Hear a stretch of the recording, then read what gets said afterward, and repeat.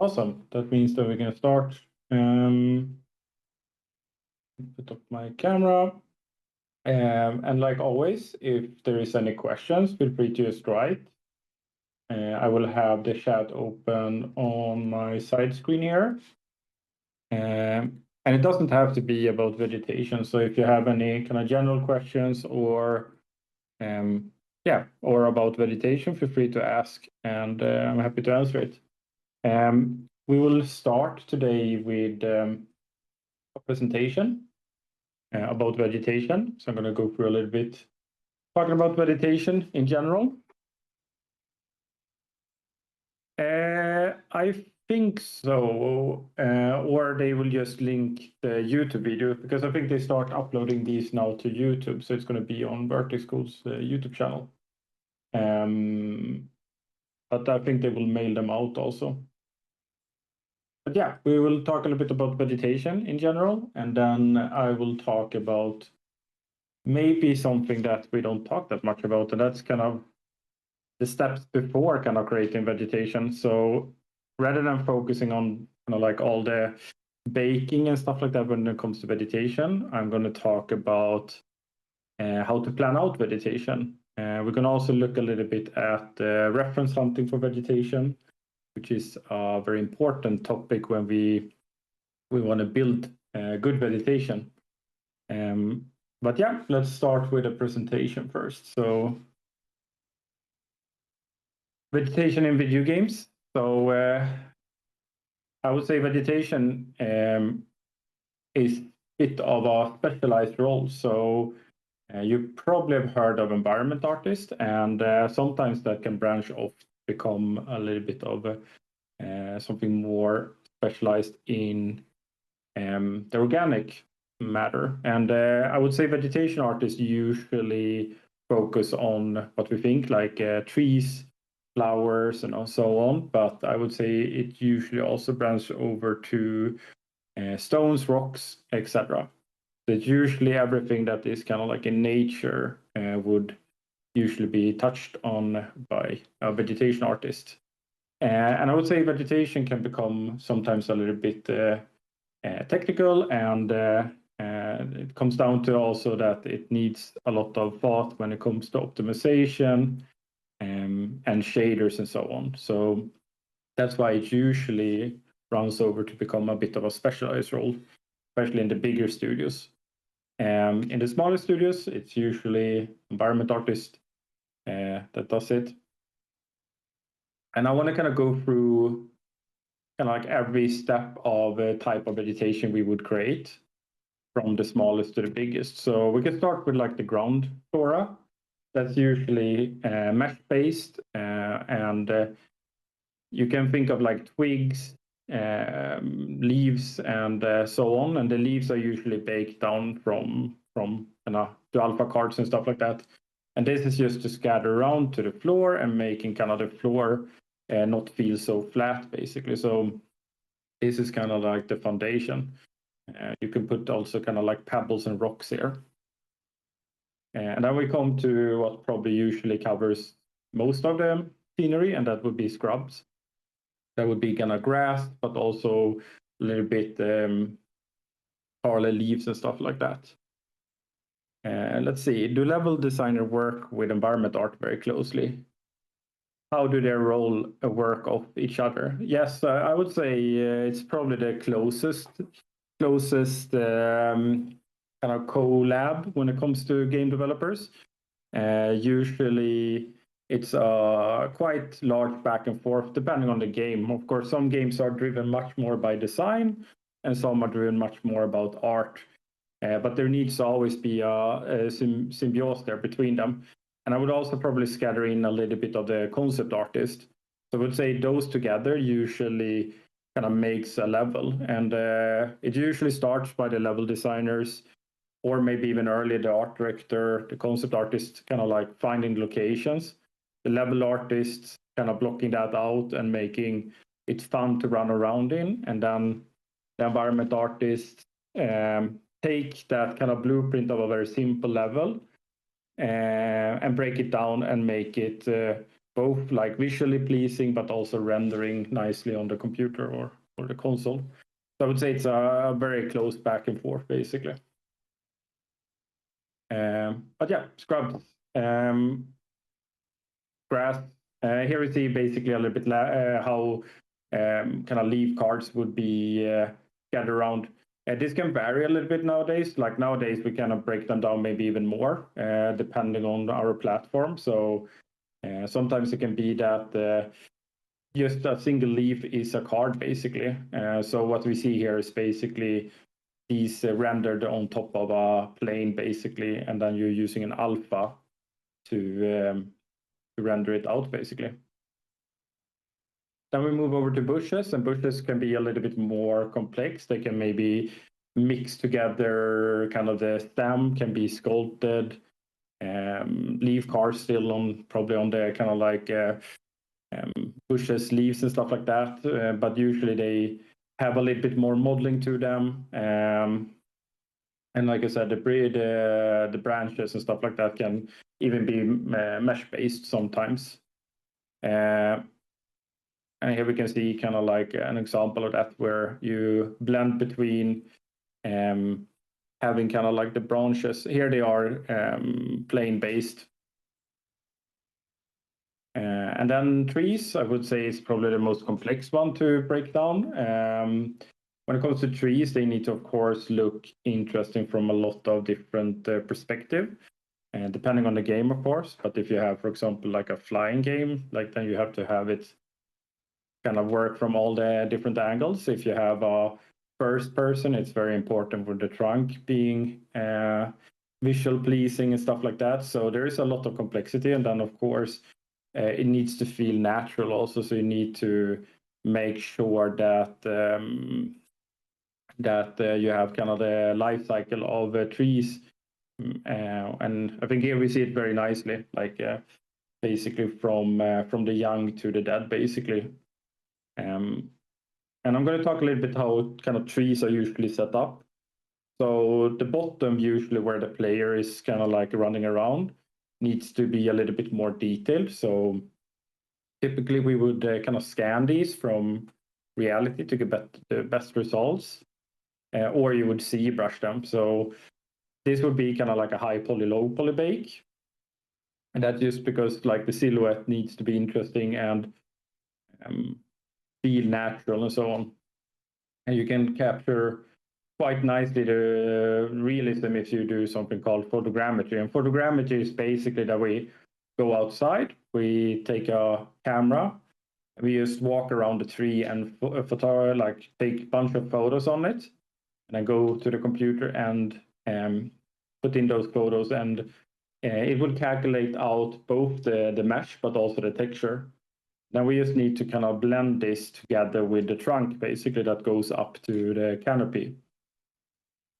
And that's usually kind of moves over to become a tileable texture. And to make that blend happen, we usually use kind of like a technique where we kind of blend them together with kind of like a alpha gradient, basically. So we don't see kind of the clear seam, because of course the scanned texture will be a little bit different compared to our tileable texture, basically.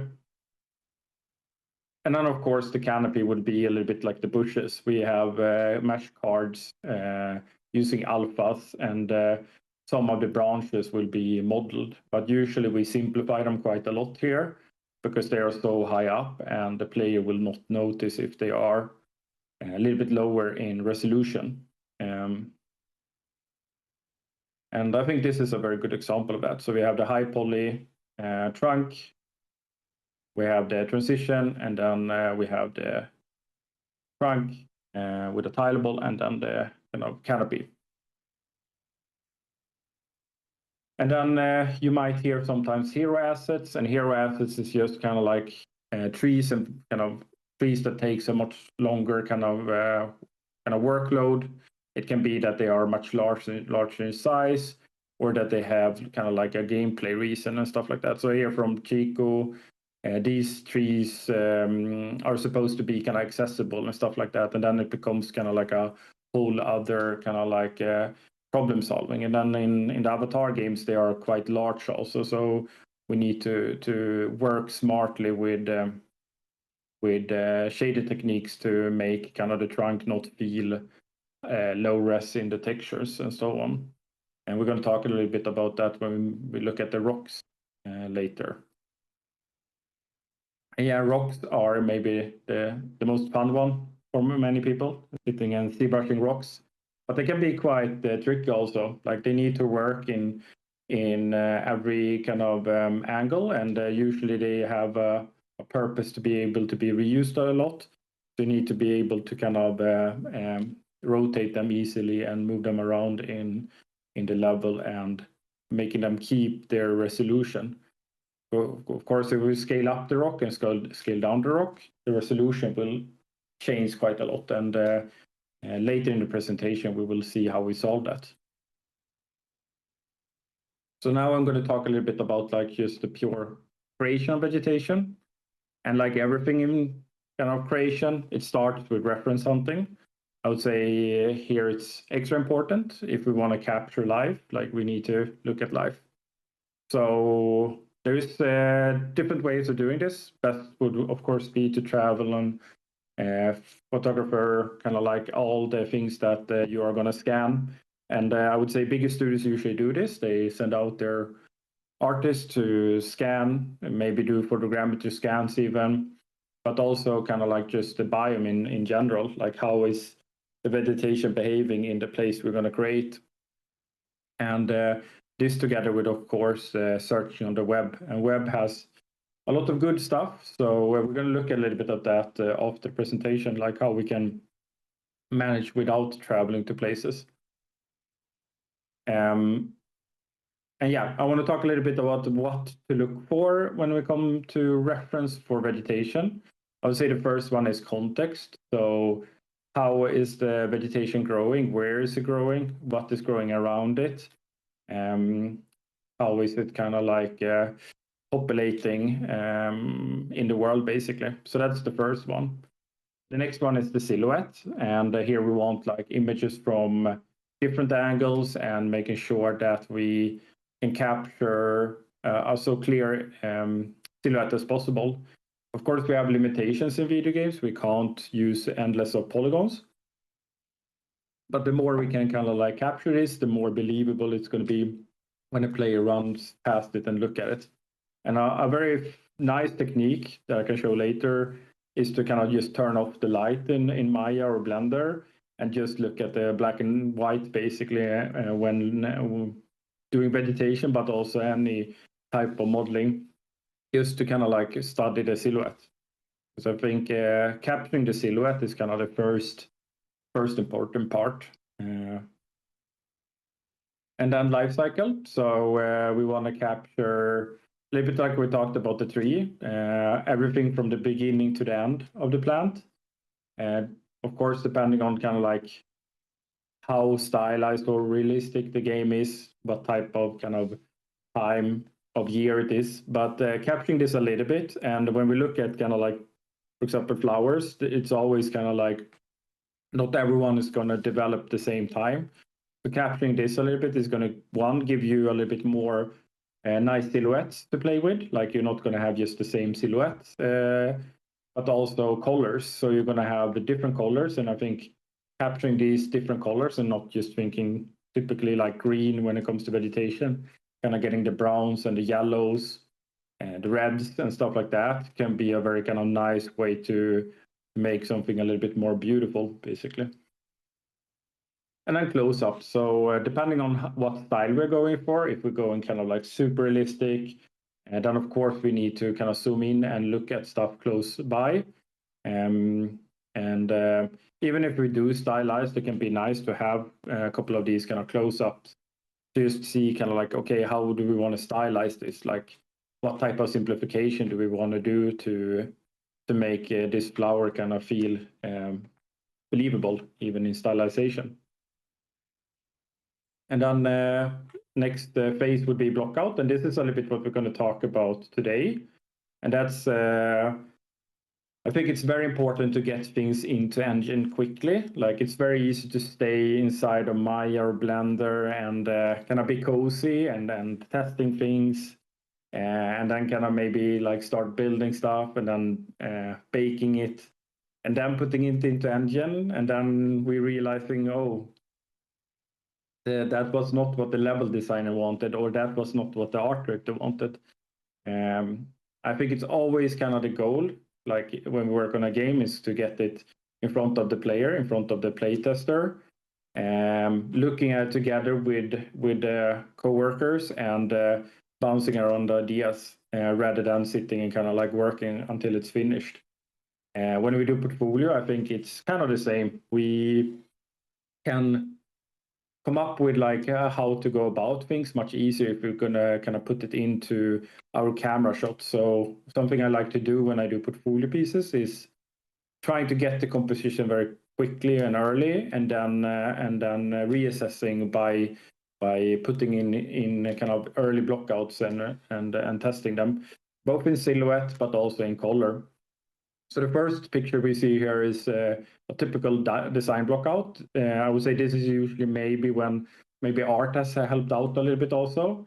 So Matthew, to answer your question there, like this would be kind of the coexistent with like the level designers, that the level designers maybe gave like a very kind of simple blockout, and then the artist helps out to kind of break down the shapes. And then the whole team can kind of run around here and get a sense of the world and see, does this feel right? And this picture is from, I think it's Crisis 3. And we all know kind of where that graphics end up later. So even for the kind of realistic games, you would kind of simplify like this to kind of like figure out things early. And the second picture is a very nice workflow where we can test things by just painting them out quickly and mapping them to our texture sheet and getting them into engine. And this is what we're going to do today, actually.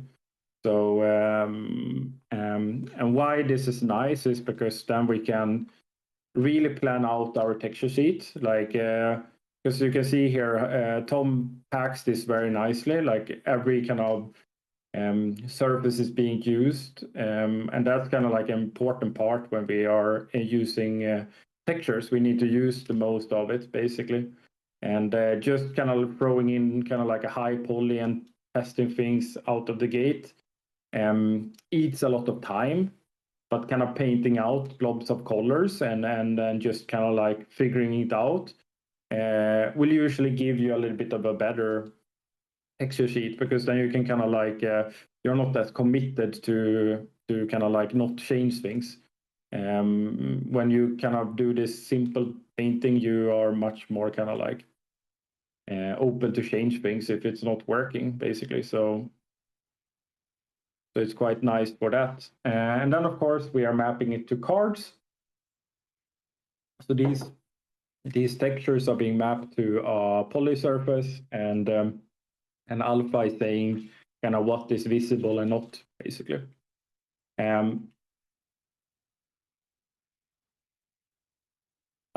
Yeah, and I want to just talk about, because that usually comes up, like what should I do, like speed tree or hand built? And I would say there is no right or wrong here. It just depends on the studio. I would say usually it can be good to try out like hand built, like knowing just how to do it, and then maybe to transition to trying speed tree. And speed tree is more of a procedural way of doing it. To build like a behavior tree similar to like Marvelous Designer, where you kind of every kind of node has a function, and then you slowly build like a tree or any other type of vegetation.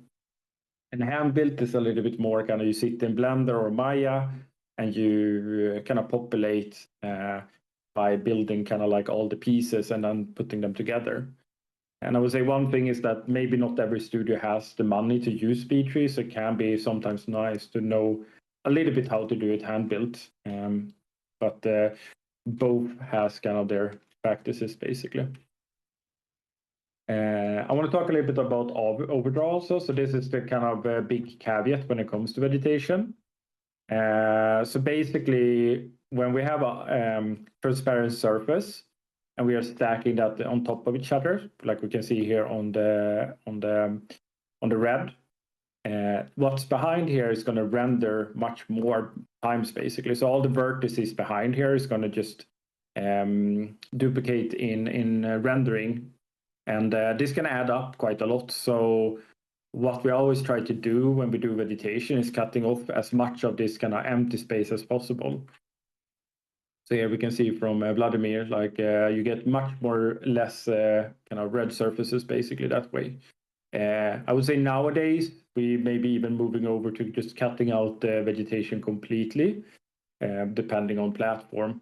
And especially now with the 5.7, we're going to have nanite vegetation. Then this is going to kind of be rethinked completely, because then we're going to just work with like pure high poly leaves basically, and so, etc. And the optimization is going to kind of land on volumetric loading basically. But I would say nanite vegetation is still very early on. Like the 5.7 just released a couple of weeks ago. So I would say I would probably not jump on it at the first vegetation piece I do. I would probably try this classical workflow first, because that's usually what most studios do, and then maybe the more kind of like next gen studios usually would start exploring nanite vegetation. And here we can see kind of like we can check this overdraw inside of Unreal, so you can just go to optimization viewport and then quad overdraw, and here we can see like when it turns into purple or white, usually it's bad. Like it's not always kind of like something we can completely avoid. Like if we have VFX, for example, that would also sometimes cause overdraw, but it's more about not having it happening kind of like on the whole screen basically. So this is something we usually try to avoid.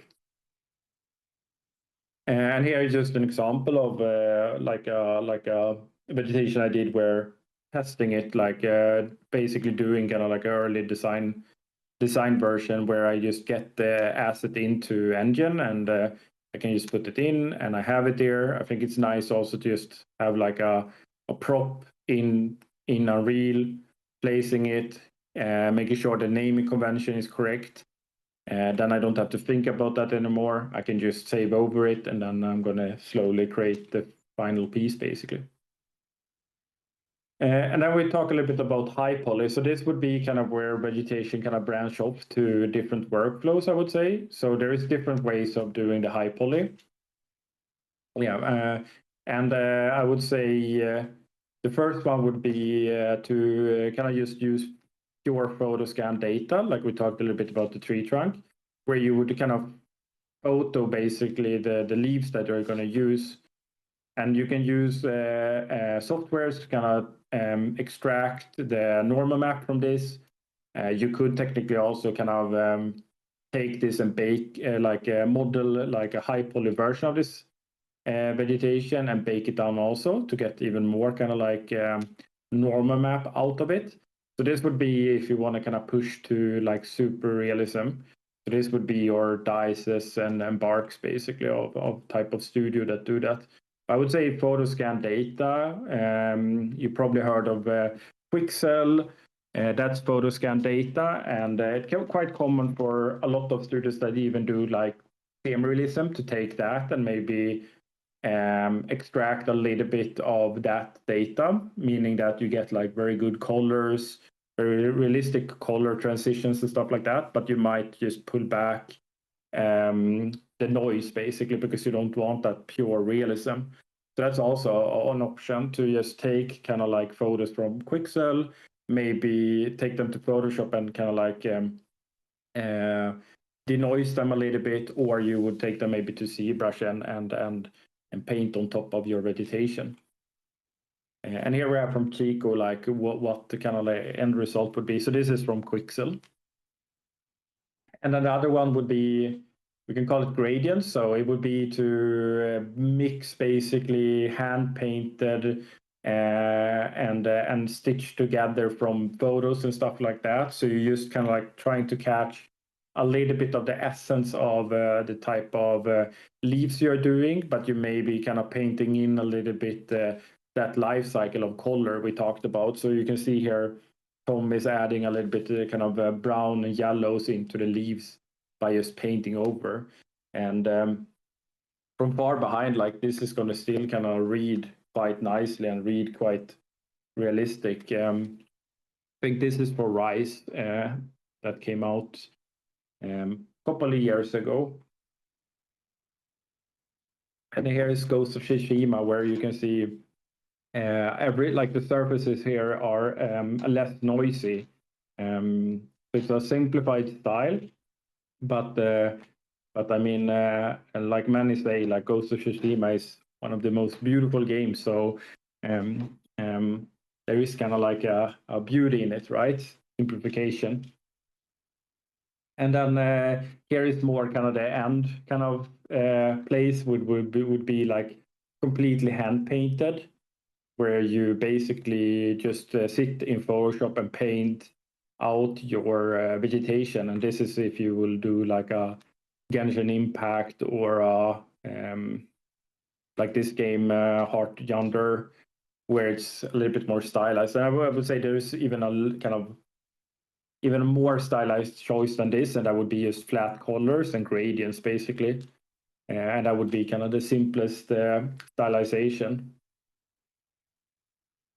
And then we have ZBrush. So ZBrush would probably be the most time consuming. So you need to be sure that you want to kind of do this style. So not every studio does this because it eats a little bit extra time to set this up, because we need to take our high poly bakes into ZBrush, need to sculpt them, and then we need to usually poly paint them. So you would sit inside of ZBrush and kind of like paint them. You could take photos from Quixel, paint that on top to get a little bit more realism, and then you would bake this out. And I would say this is kind of like a stylistic choice. You are pushing kind of like the realism, like you're enhancing the realism a little bit.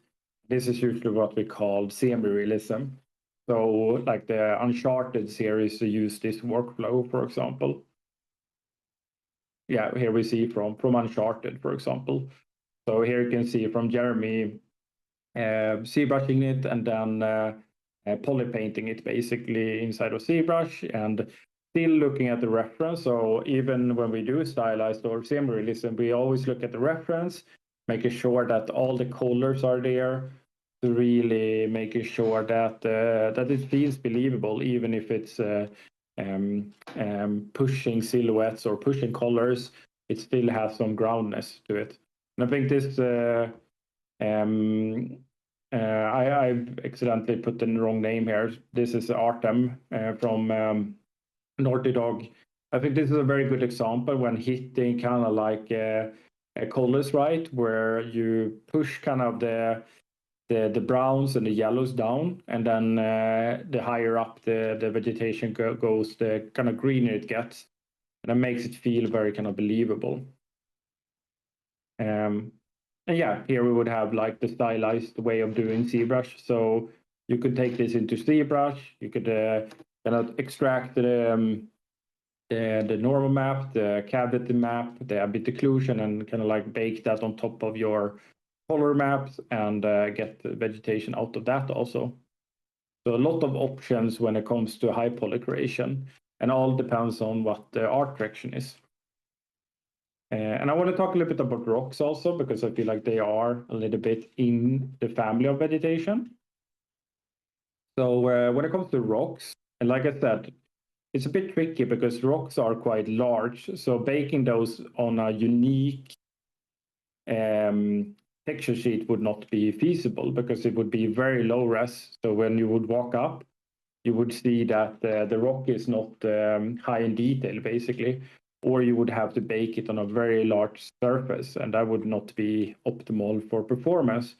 So we use a lot of techniques when it comes to rocks to make sure that they are feeling quite crisp and stuff like that. And RGB masks, you maybe heard of, is something that's kind of bleeding over to other types of texturing. So this is being used on buildings, even props nowadays.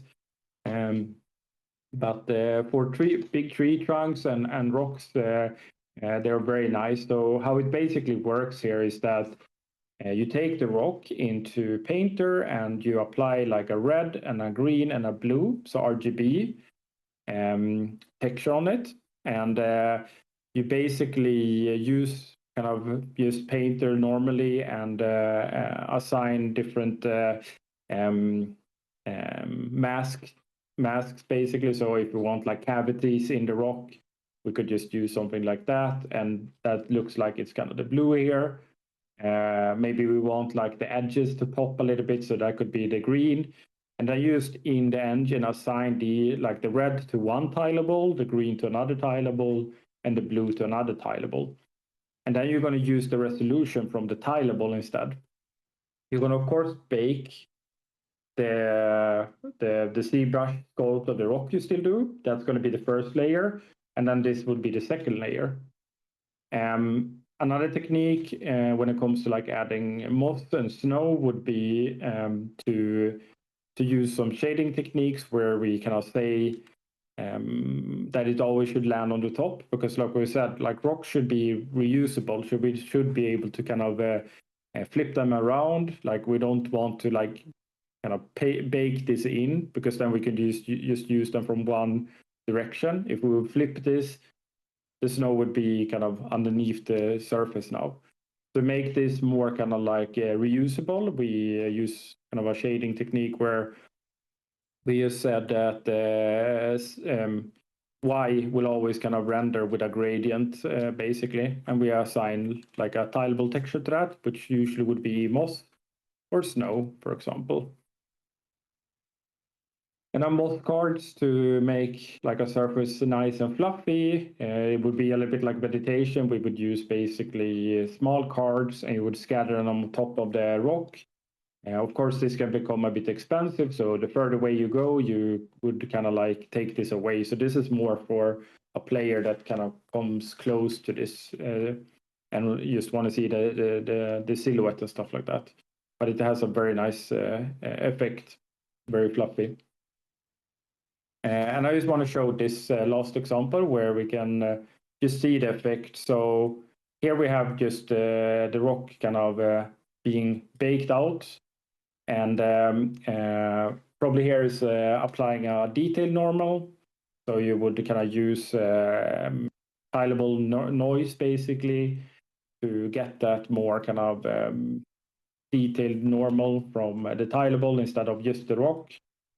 And then we can see these masks being applied basically, and how it makes the rock pop basically. So the nice thing compared to Vertex painting with this is that we have kind of like the power of the Substance Painter at our hand, which is a great tool to kind of like catch the creases and cavities and stuff like that to enhance rocks, for example. And always, like with my presentations, I like to kind of give some extra information. So probably going to put these, I think they will send out a mail, and I can put these kind of links so you don't have to write them down. But the first one is, we can jump into that quickly. It's basically my vegetation collection on ArtStation. I think it's over 300 posts now or something like that. It's basically every time I see something interesting on ArtStation, I save it there basically. So it has like quite a lot of good resources there. And then I have a playlist. So I would say it's always good to listen to different voices when it comes to learning stuff. So I have like a vegetation playlist I'm going to link that has really good information. And then lastly, when we talked about rocks, if you want to do really good rock sculpting, I would check out Ivana's ZBrush tutorial, which is free on sculpting rocks. It's on Experience Point. And I would say that's the presentation. But I would say we can actually check if this still works. Yeah. So here we have the collection basically, and I would say this is kind of one way of learning a lot. Like I learn, of course, a lot by testing things or talking to people, looking at people how they do things. I would say also like a great knowledge comes from kind of just scouting ArtStation. And sometimes these have like really good kind of breakdowns, but sometimes it can also be just to look at kind of benchmarks and stuff like that. So I usually always save here, so we can maybe look at an example here. These are very nice. This one, sadly, it's not able to kind of set the order of this. It's basically just going to be in the order of how you save it. But this one is quite nice. So this is a quite nice post to see, for example, like how Ivy could be set up. So you have basically the whole production here of the Ivy. So there is always kind of hidden gems on ArtStation when it comes to these type of posts. But yeah, that's all about the presentation. I thought there was a question, so I'm going to just read that now.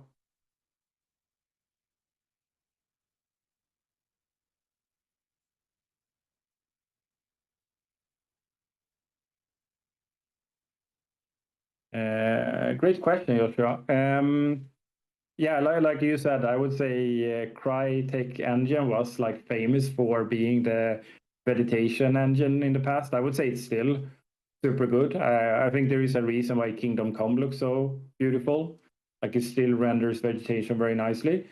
I think it's a bit tricky to answer the question because it all depends on the style you want to do, right? So I wouldn't kind of like force a style on you. Like I think it's always about like what you want to create. Some people are more driven to stylized and some are more to realistic. I would say it can always be good at just looking at the latest games and seeing kind of what you kind of visually like. And then, like we talked about, every style has their kind of way of doing it. So if you look at an Arc Raiders, that would be more photogrammetry. And if you look at a God of War, that would be more kind of like towards ZBrushing. So it depends a little bit like the type of workflow you want to do. Because I think in the end, we need to really want to do it to become really good at it. So depends a little bit like what type, but like if you want to go out and kind of scan and stuff like that, then it would be more embarked dice, for example. And if you want to do more kind of ZBrushing and stuff like that, then maybe kind of the God of Wars, Naughty Dog, for example. But I think like even like stylized studios sometimes do photogrammetry. It never hurts to kind of do one and then kind of lean to the other. So yeah. I would love to hear.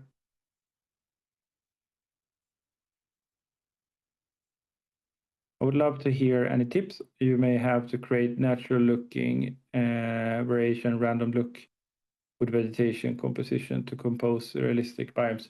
Yeah, I think it comes down to like good reference hunting. So we can actually talk a little bit about like a project I'm working on right now, like a personal project, and we can have that as an example here. I'm going to open that.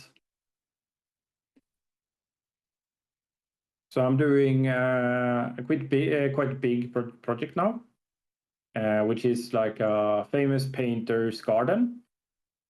And I think when it comes to like vegetation, we need to be smart about it. Like I basically extracted every type of vegetation that existed on this plot of land. So the idea is to kind of render it as it was in the heydays of when this painter lived. And I want to capture it as good as I can, but of course I can't sit and build all of this. Like then I would not be here right now. Like it would eat so much time. So I need to be smart about it. So what I do here is basically I still save down every vegetation. And I got this from kind of reading a paper. So I found like a research paper and they kind of just did research on what type of flora grew there. So a lot is researching, I would say.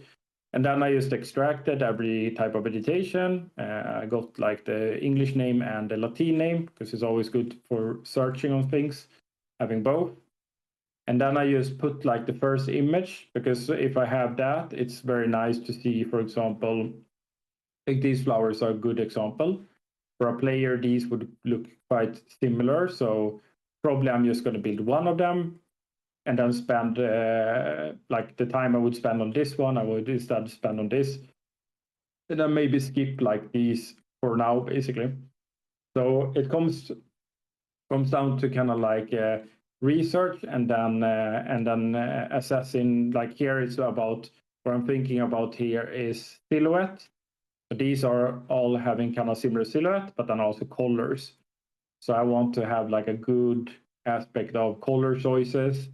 So I have kind of like the pink and purples. I have one of those, and then one yellows, and so on, basically. And then the last one would be to kind of like really look at reference, and that's something we're gonna jump to now after I'm reading the other questions. So I'm going to show a little bit how we go about reference. So yeah, those links will be there.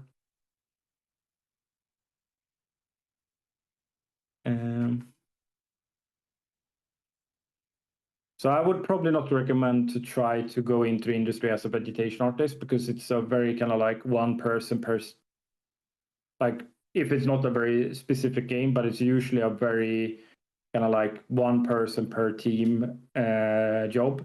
But I would say if you're like super passionate about it, like, and nobody can stop you, like I would say it can, then it's like different. But I think like there's a little bit too kind of like 2 roles per studio to kind of like try to kind of jump in as a junior vegetation artist. I would say usually what happens is, in a team you have like environment team, and you get a sense for who is mostly interested of vegetation, and those usually kind of move over to become a vegetation artist.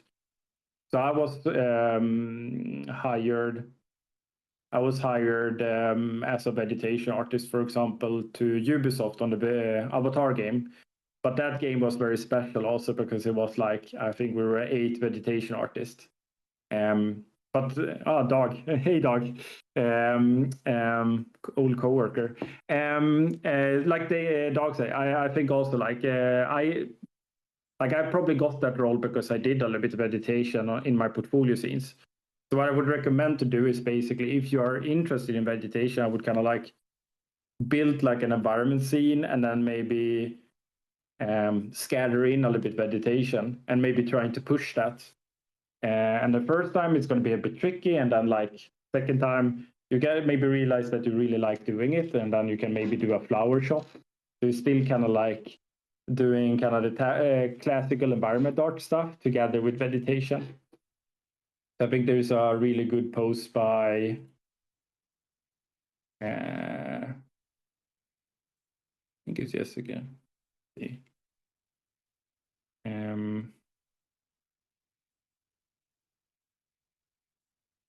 Probably not going to find that now. But I remember someone doing kind of like a greenhouse. And then you could kind of just focus on kind of like the flowers and stuff like that, but still having kind of like modularity, set dressing, and all of those aspects in the scene also. But yeah, let's talk a little bit about reference hunting. So I was thinking a little bit, what should I build basically? We are close to December in Sweden. And I kind of look to the side, and I have this very typical flower. I don't even know if you see the stream, so I'm going to pull up a picture. But a very typical flower in Sweden to have during December. We call it Christmas star. Is this flower? I think it's originally from kind of like South America, actually. But you see them in most households.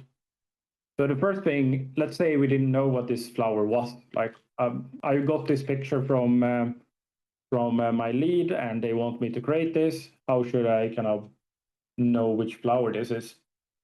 What we can do is the classic one would be kind of Google. So Google Lens is great. I would say this is great for kind of like any type of object and stuff like that. Putting it in here in Google Lens, and you will get kind of like the information, you will get the name and so on. We have another website that is kind of specialized on vegetation. So we're going to jump to that. And that would be PlantNet. So this kind of works exactly like Google Lens, but more focused on vegetation. So we put it in here. And of course, the image doesn't work. So let's see. I'm gonna cheat here. I'm gonna print screen this. So the file format is wrong. So I'm gonna resave this. So PNG.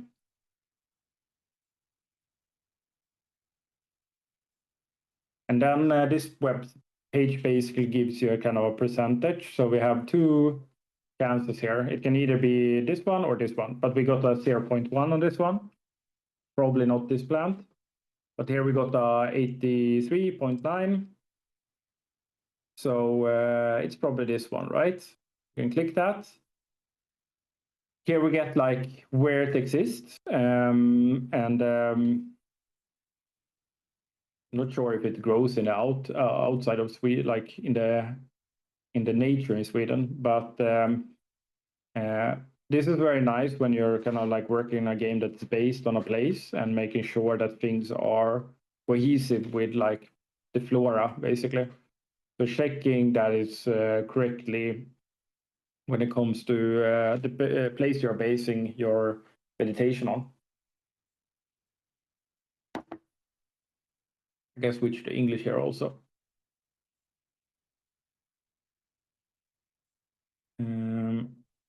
And the cool thing with this website is that we get basically all the reference we need. If we go to gallery here, we have 3,688 pictures here to look at. We of course don't need all of them, but this is the first thing we want to do. We want to get a reference. So we want kind of a close-up. We want, of course, just a pure flower. And it's nice to pick them. So I'm basically posting here to a pure on my side here. And here it can be nice to kind of catch in different light scenarios. I'm going to put it in a pot, basically. So I'm not going to do a wild version. I'm going to do basically a pottery. So this would be the wild version.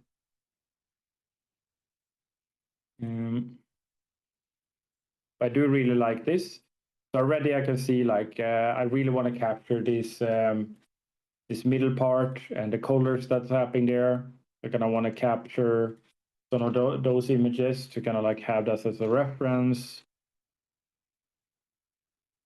Here we have some more. And depending on how detailed we want to do this, like if we want to do this really detailed, we would of course model these and sculpt them and texture them and bake them down basically. So we can kind of push this the furthest, but of course, like the more detail we add, the more time we add. So there's always kind of a cost in that. This was a little bit blurry. So I like these because here we can kind of see the flower surface a little bit also.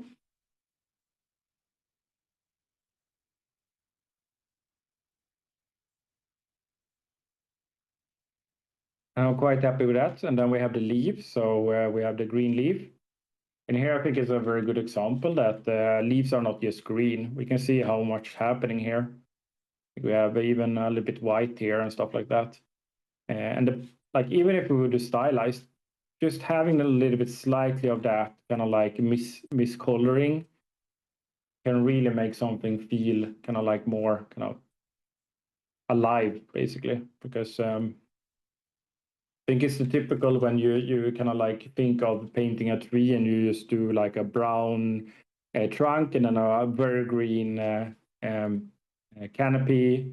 But in reality, like a tree's trunk is like it has so many different colors.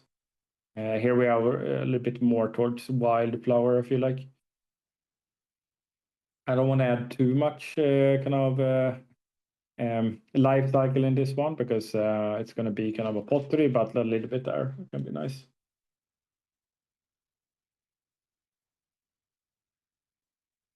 Now we have fruit, so this would be kind of the middle fruit we're looking at.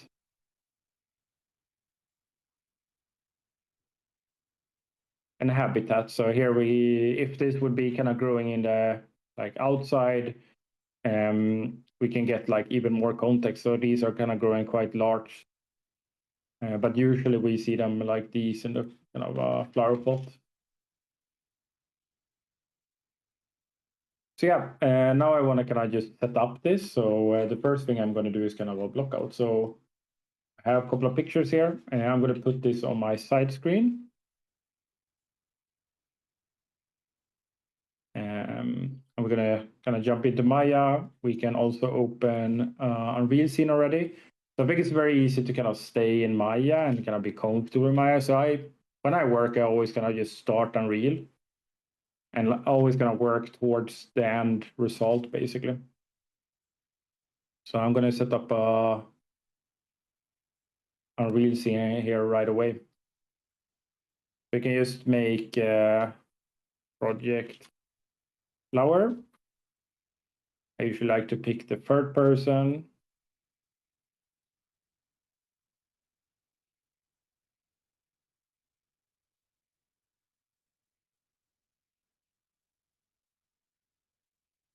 And then we do a basic level.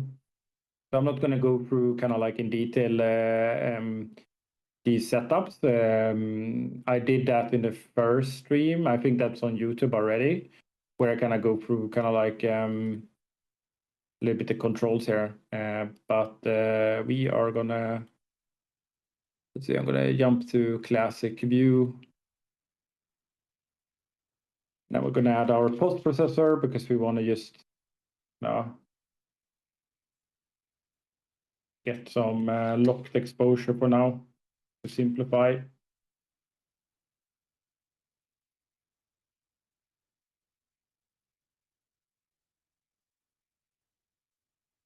We don't even need to kind of worry about setting up like a perfect lighting scenario. The only thing we want is like somewhere to render this out, basically. Source. And here already, I'm already kind of setting up folders and stuff like that. So that's the nice thing of just kind of getting into the engine and setting up things like sitting down, making sure that our naming conventions are right, etc. I want to start also getting that's going to use the English word for the flower. Catch that here. Add that into the camera. I'm just basically setting up a camera. And we can just set up a material here.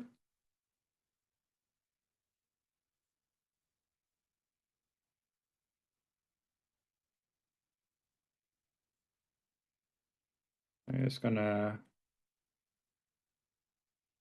set up a master material for just simple colors here to begin with. So let's do kind of a mid-gray. And we can promote here, get the roughness, and we can put this on 0.5. Now when we create a material instance out of this, so a child of this, we can just call this gray. We jump in here. Now we have these settings much easier here, basically. Awesome. Then we have Unreal open, and we can jump to Maya. So one thing I like to have, like you can see, I have a character in my start menu here, basically. So I always have like a reference when I kind of jump into Maya. And I think it's very easy to start modeling without kind of a reference. And I have to always remind myself to import that reference guy, so I just have it in the startup. And if you want to kind of make a custom startup in Blender, it's very easy. Then it would be just to default save startup file.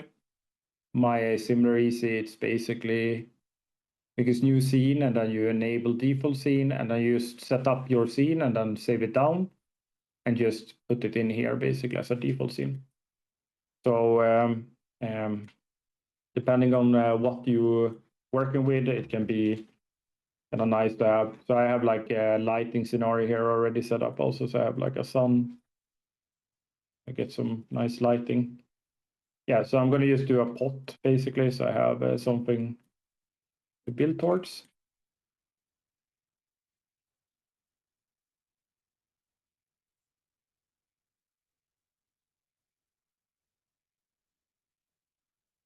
And the first thing we could do is just do kind of like a block out just design wise. So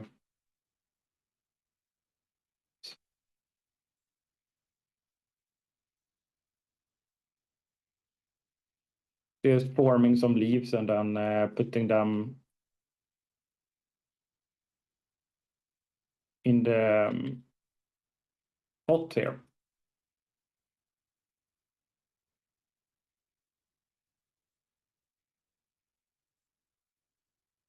This could be nice if we kind of want to have something very quickly to show, kind of like this is the type of different flowers. And I can show this when we could jump to that other project I'm doing. So this is kind of what I'm doing in the beginning, just to be able to populate kind of like my scenes basically with something very simple in the beginning. It's less about making something kind of super beautiful. It's more about a representation of that flower, basically. And the idea for me is a little bit that I get kind of a time to sit and just set up like a good naming convention. Like I'm not English speaking, so it's always a little bit of Googling for me to sit and name stuff. So for me, it's kind of nice to take this time to just make sure that my names are correctly spelled, my folder structure are correctly. This would be extra important when we work in a team, but I think it's, oops, green. I think it's even better time to train this when you're doing portfolio work. So I kind of forced myself to really always kind of making sure that I work cleanly, basically, even if I'm working alone and nobody sees me. Because then you just get it as part of your workflow. So we can group this and we can name this. So we already forgotten the English name here. So I'm going to copy that. So I'm going to do, we can call this pot. We have all the potteries together. Now we do, and now we're going to use something called a game exporter. So usually you would kind of like export like this, right? And put this somewhere. But we can use something called a game exporter. So usually studios have plugins for these usually where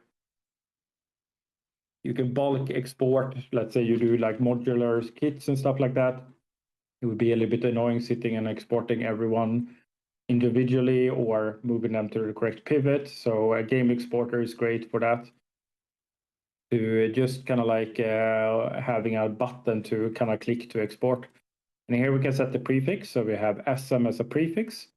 That stands for static mesh. So this is typically what we call like a non-animated object. So this is just to kind of keep all those kind of like in the order, so they kind of come after each other. It can always be good to put that in front. So we can jump to live stream. And we can do mesh So here I just put the folder, and the only thing I'm clicking in here is basically export selected, multiple files, because then I can just work in a group. So I can have these separated, I can move them around. I just put them in this group, and then it's going to export that. And then move to origin. I'm going to show why we want to do that. So I'm going to turn off move to origin. So if I exported this now, just normally, oops, live stream. Here I want to just not import textures, import materials. So this is what we need to do when we do it first time with a new project. And also turn on combine static mesh, or else we're going to get all these flowers pieces scattered as single objects. I'm going to also turn off nanites because we don't need to use it for this. When I place this now, I get a very kind of annoying pivot here. And that's because the pivot is always set by origin of the modeling software. So technically we would need to move the flower here and export, but with an exporter like this, I can be here, click in move to origin, and under the hood, it's basically just going to move it to the middle here. And that can be very nice when I can open an example here for that. Let's see. So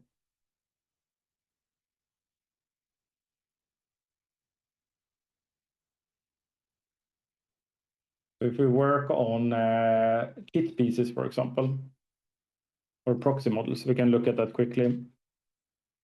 And this is like a time saver also, because you don't need to kind of like go to the file, click save as, but then you can sit them big kind of like blockout models like this on a row, and you get a very kind of clean, nice surface to work on, and they're always going to kind of pop into place.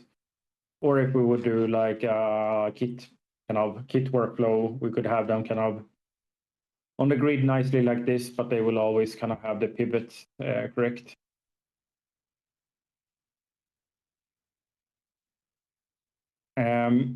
So I don't like to have this to click, so I have a quick button that I click always. So this is kind of my own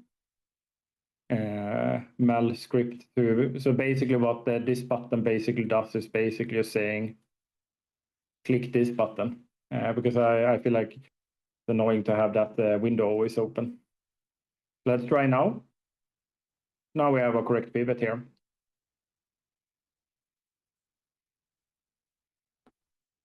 Now we can just do two blockout colors here. So we can do red and green.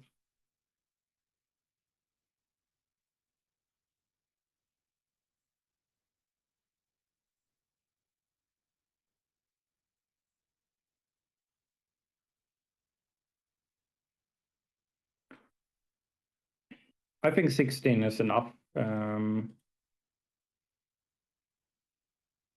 not sure with like, I think I had 32 my last computer. I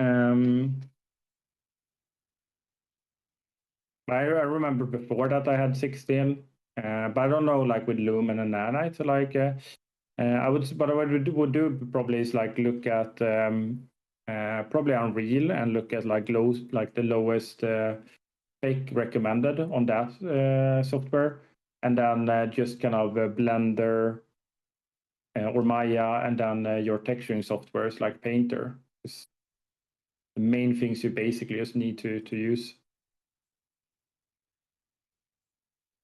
One thing that you might need to do is basically close more software. So I tend to have like all the software open because a busy brain. So I use quite a lot of RAM because I kind of just have everything open at once. So maybe if you have lower RAM, you would just basically make sure that you are, yeah, that's a good point. Yeah, I would say like then you maybe need to close down some softwares basically to make it happen. So I'm just setting up cameras. So the nice thing with having this kind of like just early version of this is that I already can kind of like plan my camera. So this would be also like true when it comes to like when you set up a portfolio piece, like when you're figuring out your composition and stuff like that. Having these early versions can just make sure that you can like have a camera locked into place. I can lock this now. And now I have like a clean name here. I can just re-import this. And I kind of have just like a link between Maya now and Unreal. So the thing we want to do now is just kind of like start blocking it out like the cards. So so this would be like more of a design block out basically to just have the mesh in here. So now we're going to kind of like paint this out basically. When you use Photoshop for that, you can use any painting software. I know some people block this out just in 3D, like very, very simple shapes. I would say, me personally, I feel like it's a little bit faster and more comfortable painting it out first, and then doing it in 3D. So I'm just gonna find my pen. Always misplacing that. Here we have it.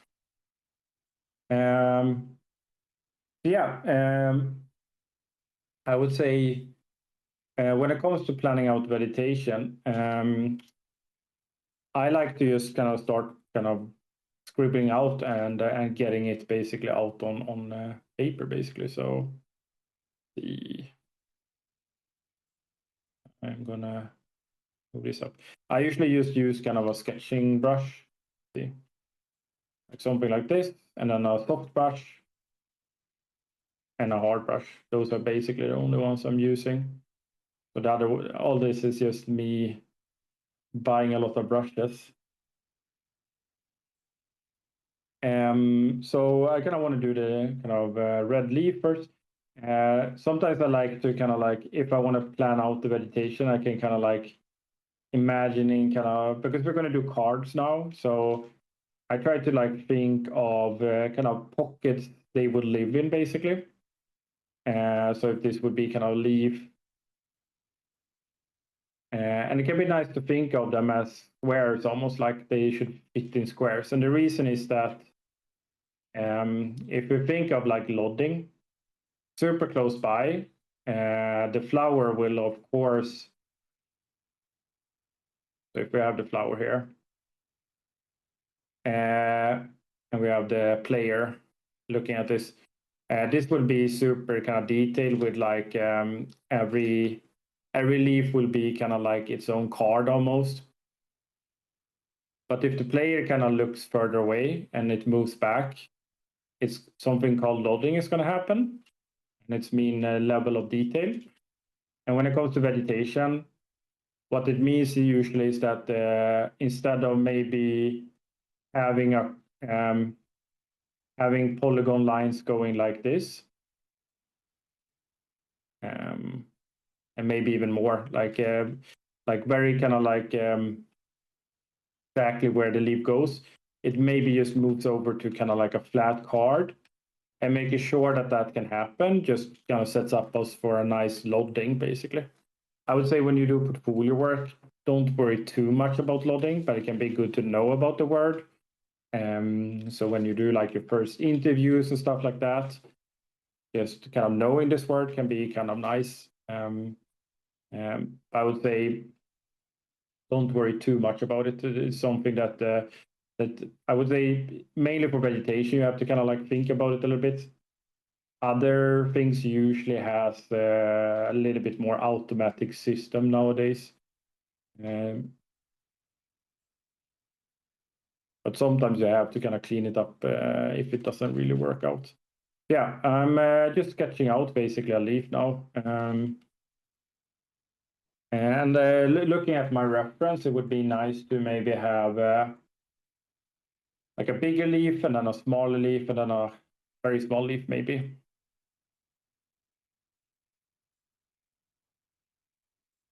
And then when it comes to like the greenery, and then I want to have some spots for the seed also. The nice thing is I have the flower here also, so I can kind of look. It has like a thick branch also, so if we want to do this like super detailed, we would kind of model that, but that can be maybe nice to have as a bake also. So like the branch basically. Oops.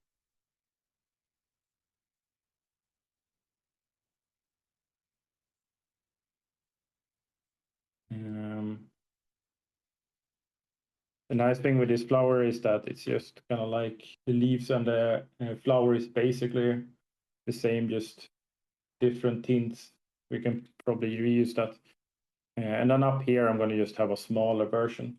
So the reason why we don't want to kind of scale this down is that like texture density will be a little bit kind of off maybe. Of course, we can kind of always scale a little bit, but we should still be careful like scaling too much.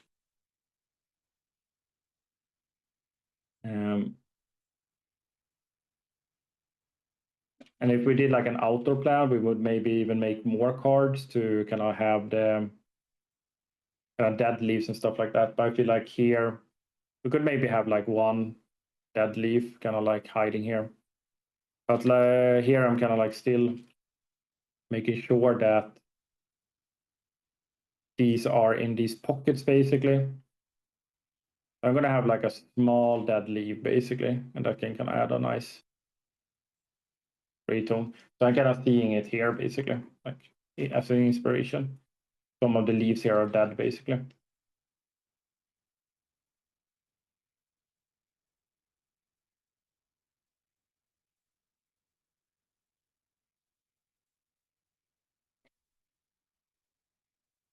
Scale this up a little bit also.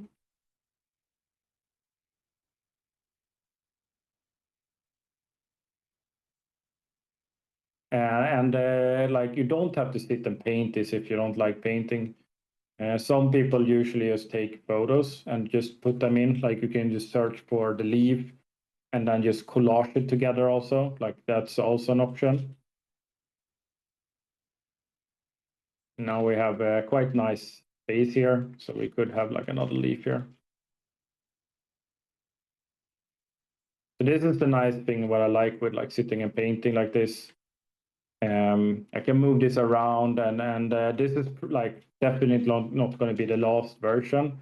This would be kind of an iterative thing, basically back and forth. So usually it ends up maybe being a couple of iterations of tests, basically.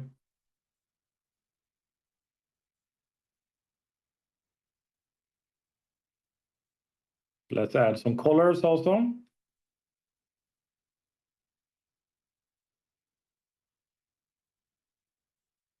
So I did a new layer now, basically beneath. And we're going to just fill this in.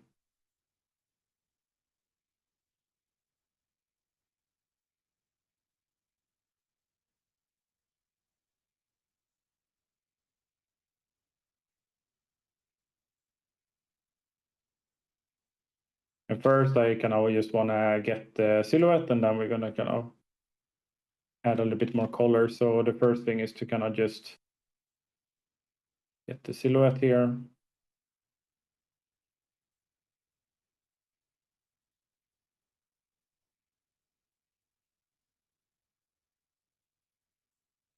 Have the red flowers here.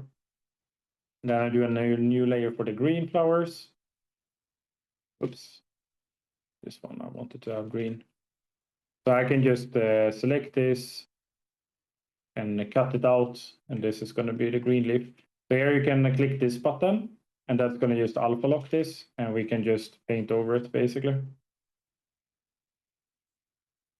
The alpha lock we're going to use later when we are kind of giving this a little bit more color.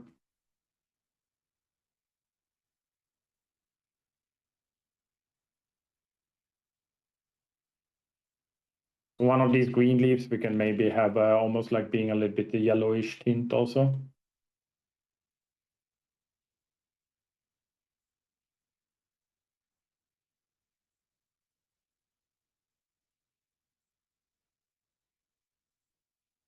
And then we said a brownish leaf down here.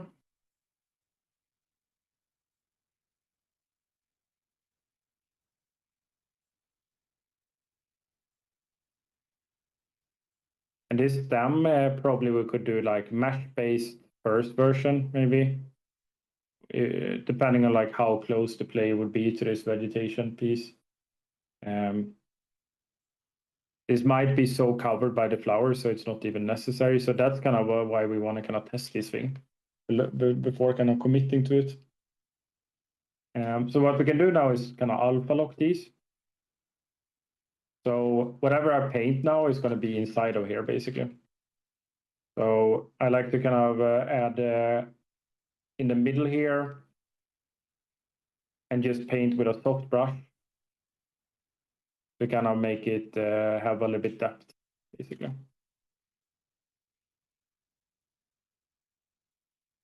Oops. So the other side, basically like this.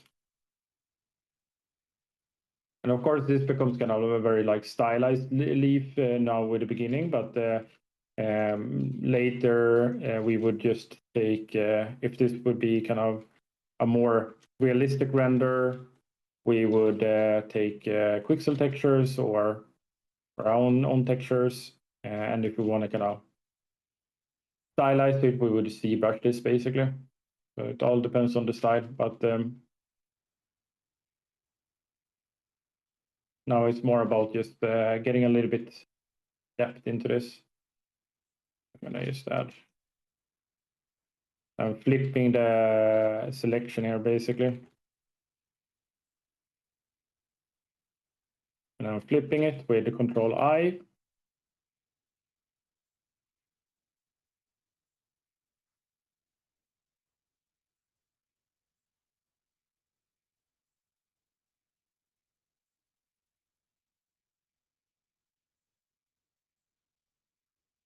We can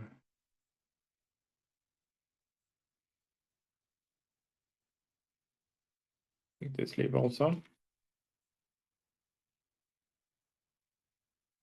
Now we want to have these as alpha cutouts. One thing I want to do also is this gray background will not render that well. We want to kind of make this bleed out the color later. But usually when I do this simple blockout, I just work with like a greenish background that is not too bright or not too dark. But later, and I can show why actually, so we can just make it white to start with. And I'm going to show why we don't want to have like a white background. So let's just increase these to kind of fill out the colors. And now I'm just holding in Control and click the image. And then up here, channels. So I have all of these out. I get them from like clicking out all of these, you know. So I'm using channels here. And I marked all of the leaves. And I click alpha. I get an alpha out of this. And here I could maybe kind of, I mean, the dead leaf can be a little bit like wobbly, but we can clean that a little bit nicer later. Let's jump to our folder here, vegetation.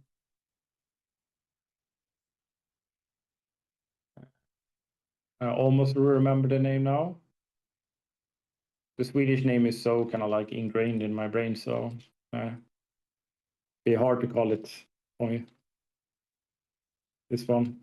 Prefix for textures is usually a T, and then we just call it the same name basically as T. Oh. And then this is going to be a base color, so we can have a short name for that, and that would be a BC. We can do that with big letters or small letters, same with the T. That's kind of like, yeah, totally optional what we want to prefer. So now I have the texture also. So by doing this, I have like a preview, kind of like a preview now, so I can add that into my real scene. When I work towards Photoshop, I need to use a targa, like the PSD file doesn't work with AlphaCut in Maya. So I switched that to targa, which is another type of file type. So yeah, we can just make a plane now.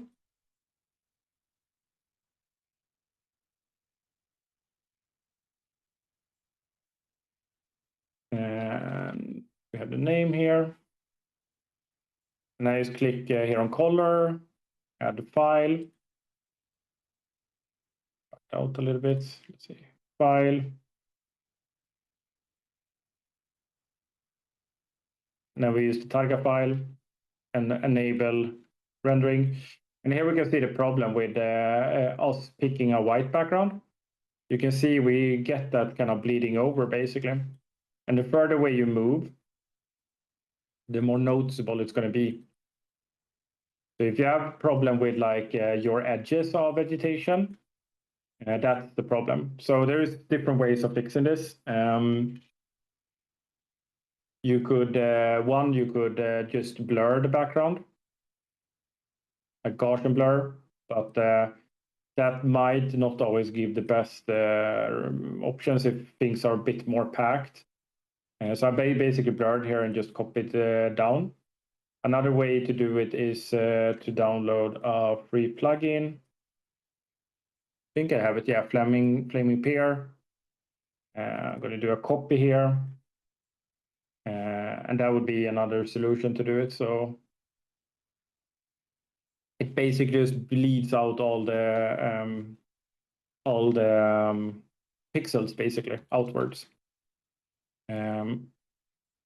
When you bake in Marmoset or in Xnormal or other software, they usually have this enabled, so you get this for free basically when you bake later.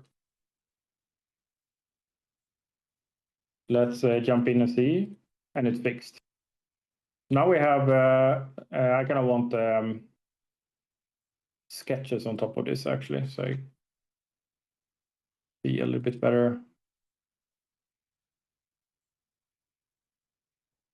Like that.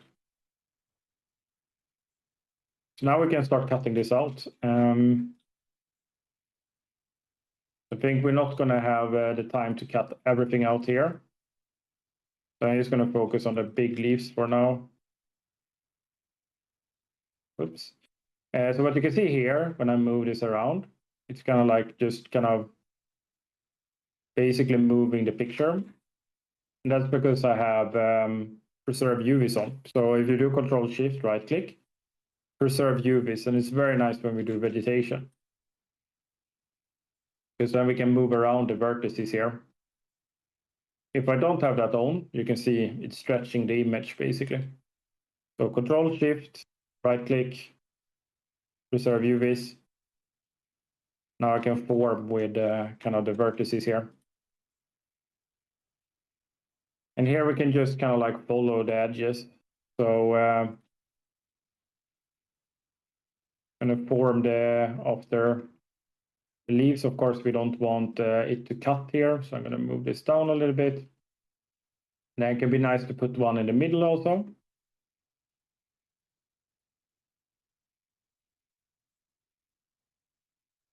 Corner here.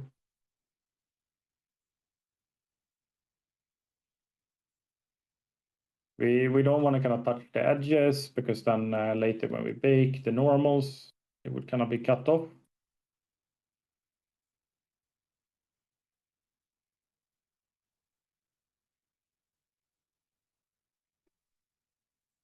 And the nice thing is that we can just take this and just move this over because these are very similar.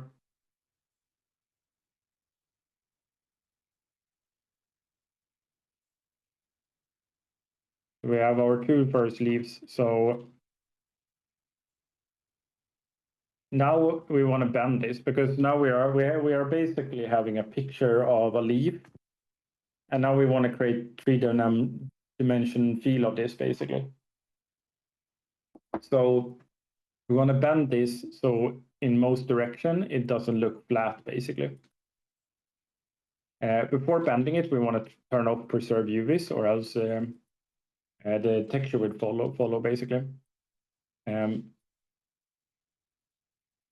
can look a little bit at it bends inwards, like this goes down. One thing that can maybe be nice for this more close up is adding kind of like an extra edge loops inside of here. I'm probably gonna push this in a little bit also.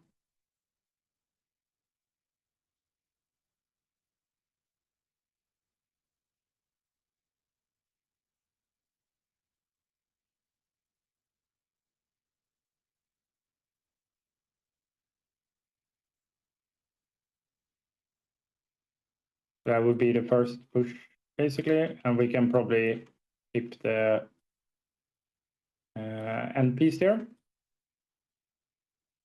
And I'd like to make a copy. Now we just bend this a little bit. We can press B if we want to have like soft select and the B middle mouse to kind of increase that. If we would have kind of like a little bit more kind of complex geometry, that can be quite nice. Now we can just bend this a little bit.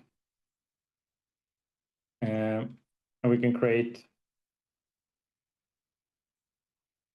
maybe a version that's kind of like looking down much more.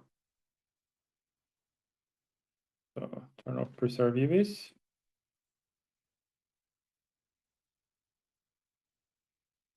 Now we're creating basically a library of different versions that we can kind of populate with. So this one is going to kind of hang down much more. We can have maybe one that's pointing upwards also.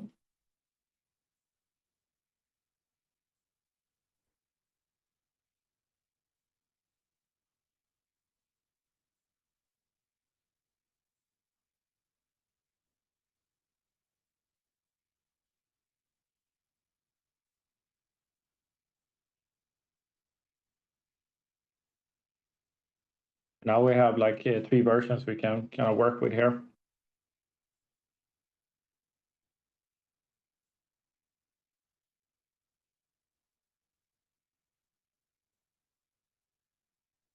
I just realized also I forgot the middle part here, but we can add it. We can cut off some of the stem maybe.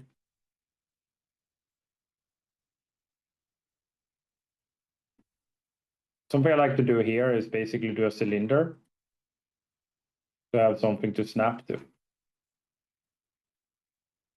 We can just take that. Now we have some vertices to snap to basically.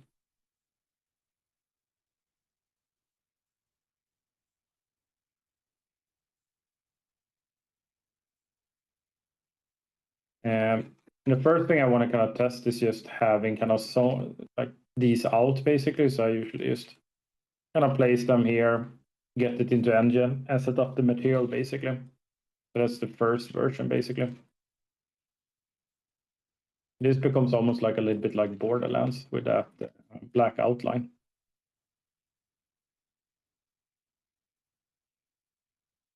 So like I said,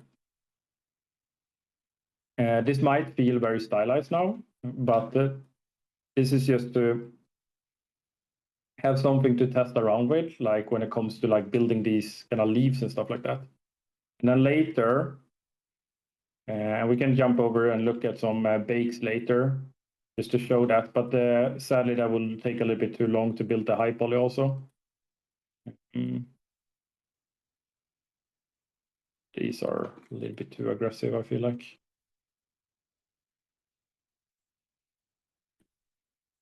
But what I like with this is that already I'm kind of like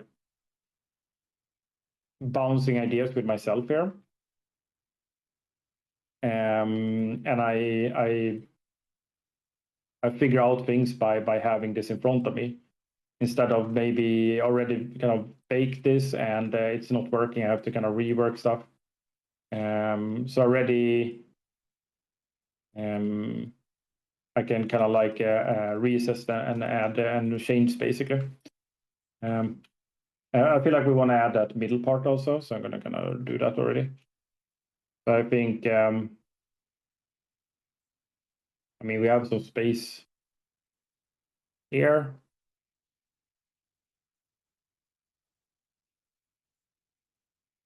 I think I'm just going to use this space. See.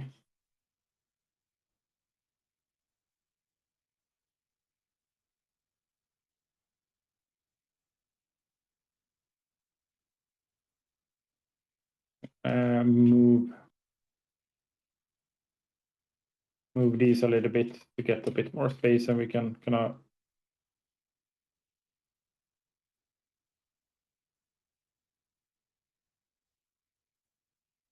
So I'm marking both to be able to move.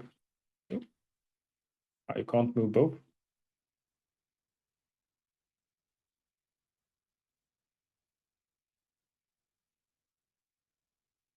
I'm just going to check questions there.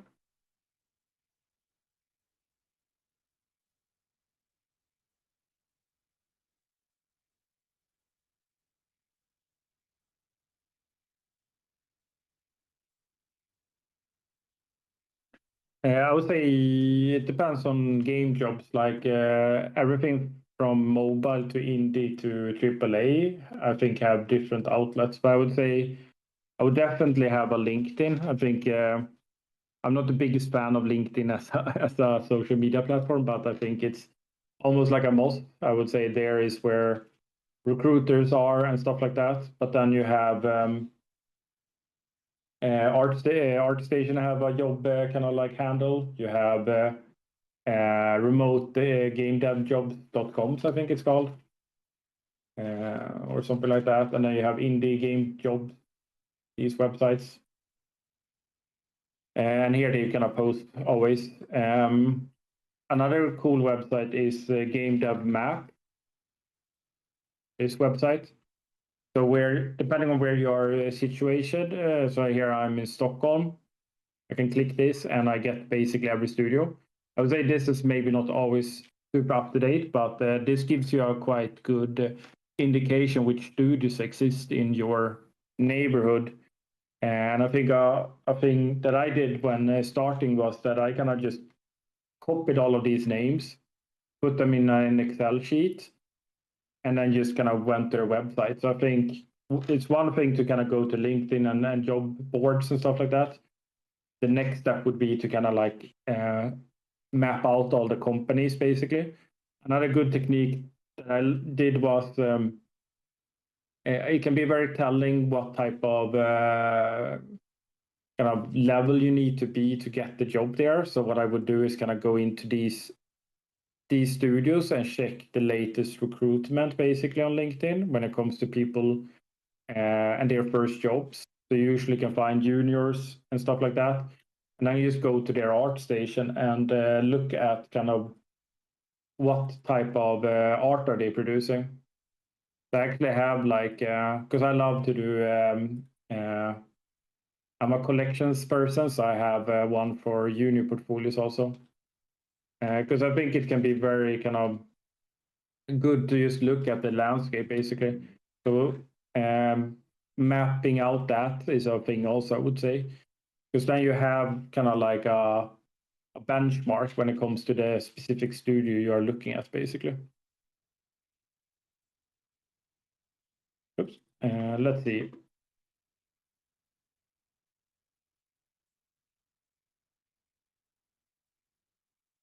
So already I'm reorganizing a little bit. So this would be a little bit what I would sit and do basically. So I'm gonna move this. So packing this a little bit better.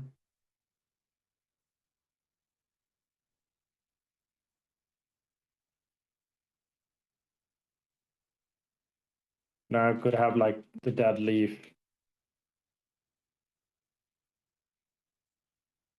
here instead, maybe stretching it a little bit.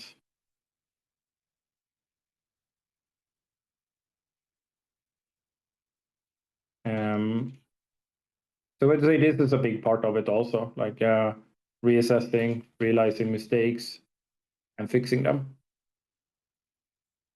And I would say one thing with meditation is that you're always going to have like a little bit empty space. So here I kind of maybe have a plan later for kind of an extra leaf or something. But I kind of want to have those things basically. So I'm thinking of having kind of like a round circle with them and then maybe a more kind of detailed version. So this would be kind of the detailed version. And then it would be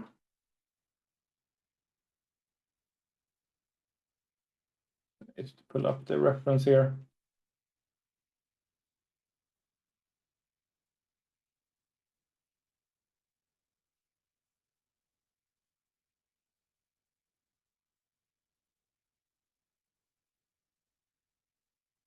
This would be kind of for a plane that I can have from a little bit further.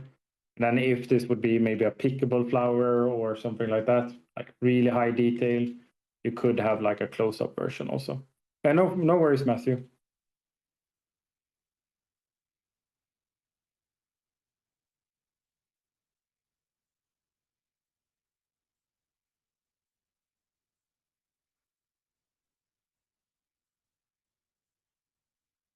So I'm looking at my side screen here on the colors just.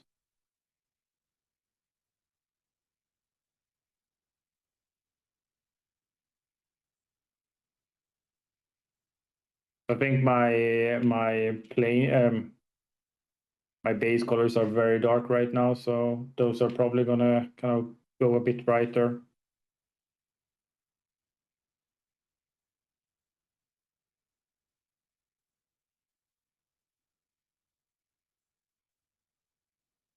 A bit yellows here. Awesome. Then we wanna redo the alpha. I'm gonna catch that and that. And this is the reason why I usually don't do that that mipping. I just do like a like green background to begin with, because I move this around so much basically.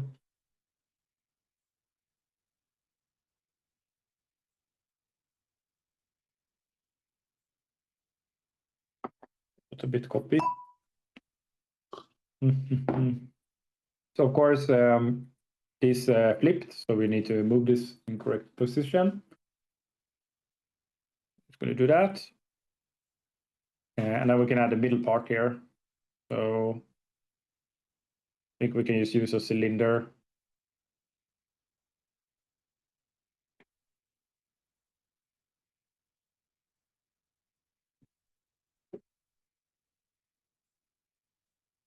I'm mapping this. When it comes to placing the mesh in the Unreal, what is your process to ensure that composition looks natural and random? Do you have any Foliage tool settings? So I would say it kind of comes down to what you're building. So I would say the first thing to make it natural is kind of like how you set it up as kind of like the flower in itself, basically. So kind of bending and making kind of like the silhouette work correctly. Another thing would be to set up the Foliage tool to maybe vary a little bit in size. So I can show that quickly. So when this happens, we can go here to to hardware rendering and switch to alpha cut, and then it's going to sort correctly. For now, I just want these to kind of pop out. And maybe we could add like single ones that are kind of like just populated here to break that silhouette a little bit. Because we have to remember also like this flower right now, like for a player will look like this. I would say this is maybe a little bit large even, so scale it down a little bit.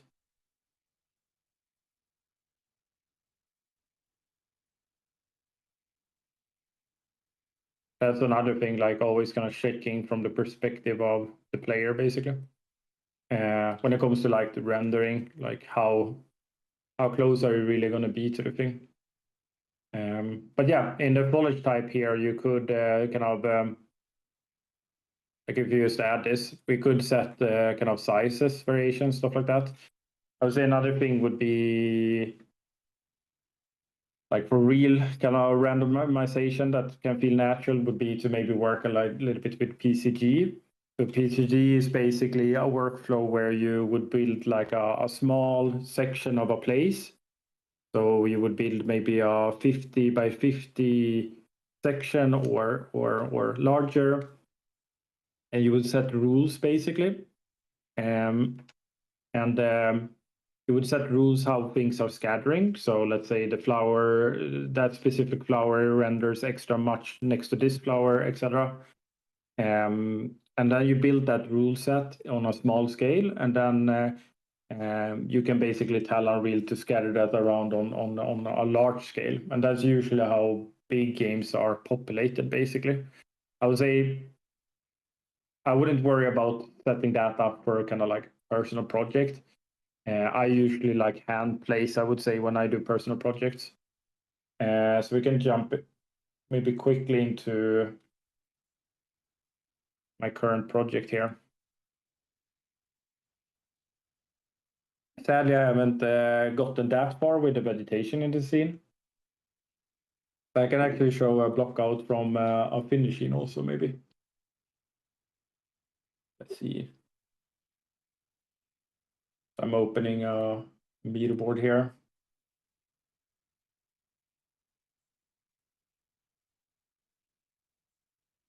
This one. No worries.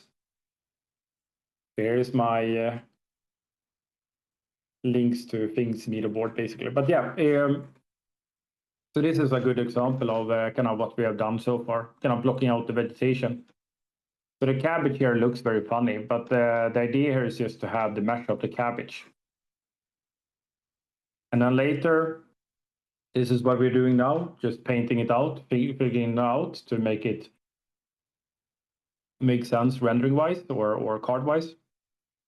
And that jumps around. So you can see here was kind of the initial painting. And here is the final bake later. And then it kind of ends up here, basically.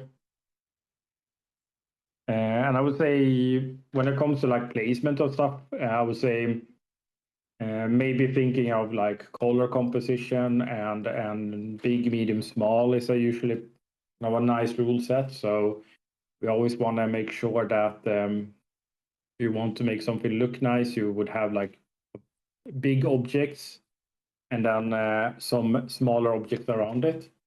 And that way it just feels a little bit more pleasing to look at usually. So I'm going to resave this because throw it on, it's going to create a material. But we want to set up this to be two-sided, and we switch this to two-sided foliage. And if I click OK now, it's going to look weird. And that's because our subsurface is 0. So what I usually do in this stage is just plug in the color directly into the subsurface. And subsurface is basically just like leaves are not completely opaque like they are. I'll show it quickly. Subsurface. This plays a big role in kind of leaves and stuff like that. So this effect basically where leaves have like translucency to it. And especially when you look it towards the sun or a light, it would different things in the leaf would be kind of different amount of see-through basically for the light. But yeah, now we're starting to have our next version. Here I usually also kind of like just lower the roughness. I don't try to think too much about roughness at this point. Turning that off. And now it would be basically to sit and kind of like work towards this basically. And coming up with like things I'm feeling missing. I would also kind of set up different type of cameras depending on kind of what my goal is. So I like to have these kind of locked cameras, maybe having kind of like a real close-up camera also. So here in the focal length, we can go with like 100 millimeters. Almost like having kind of like a detail shot like this.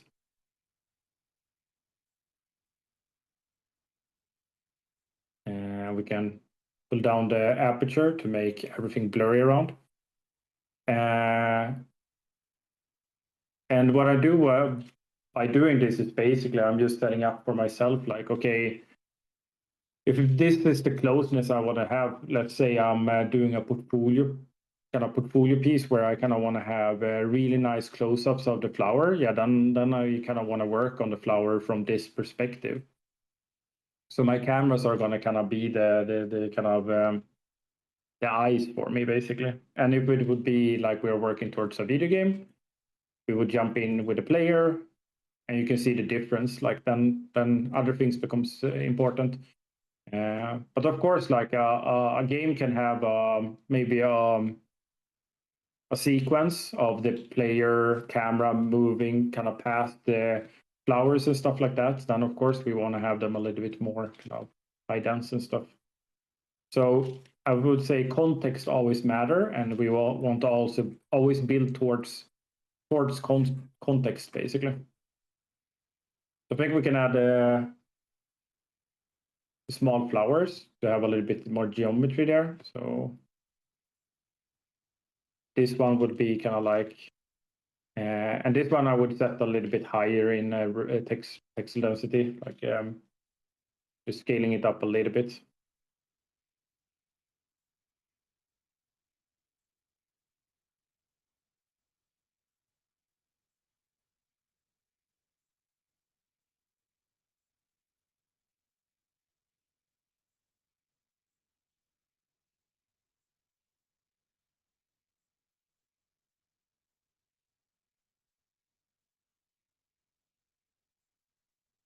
Like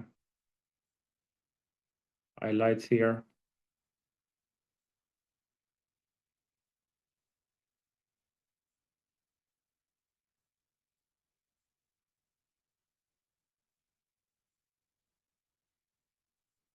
Usually I like to create a little bit form already in this stage.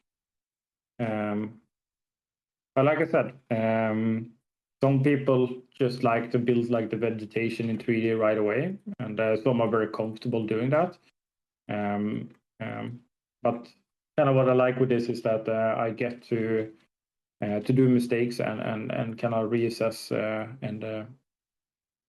and come up with like better ways of setting everything up. Basically, like it's a very fast way of failing.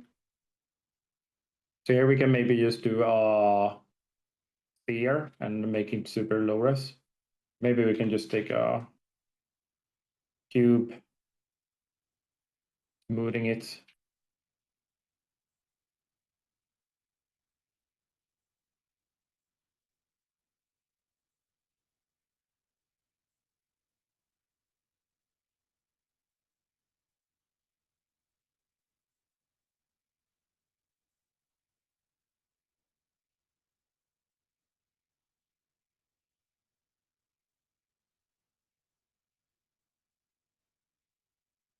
I'm gonna put this there. I'm gonna make this a bit smaller so we can see it here.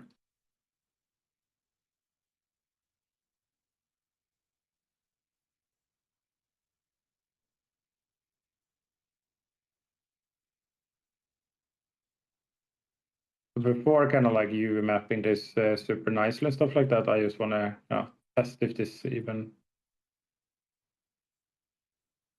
makes sense. So kind of scattering these around, placing them. And what we could do, like if you remember the loading, these could be taken away, like in the second load, so we could switch to the plane there instead after moving away a little bit from this plant.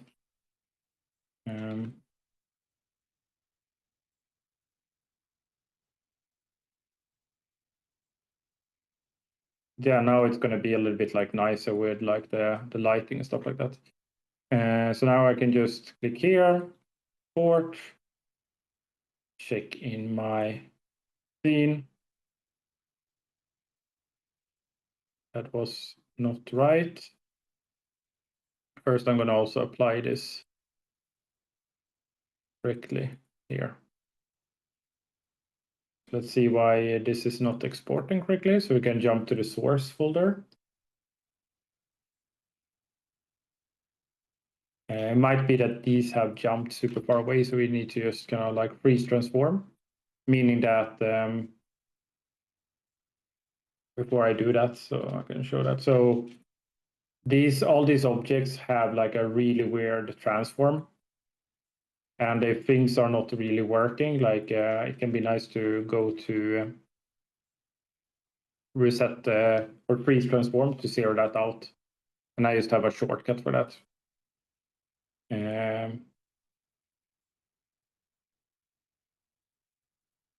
Nope. Maybe the name. Let's see.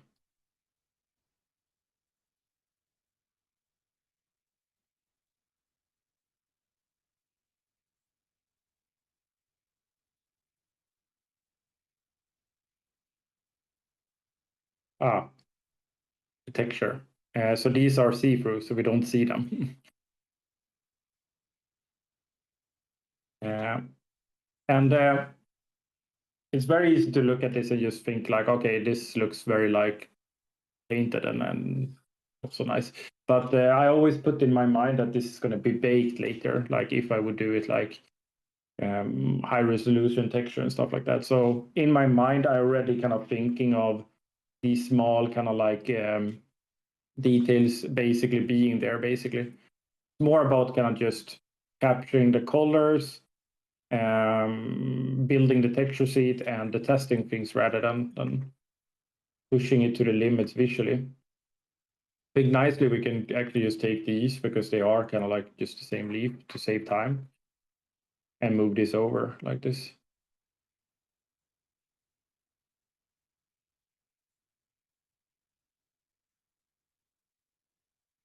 We can try these now.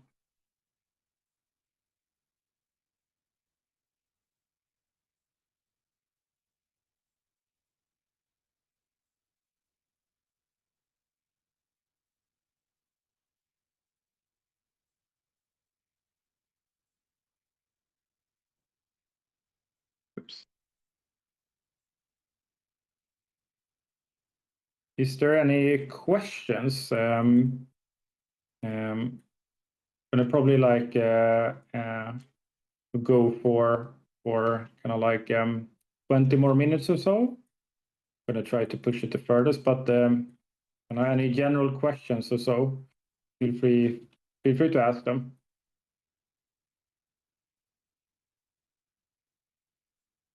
Scale these. Oh, this became very thick.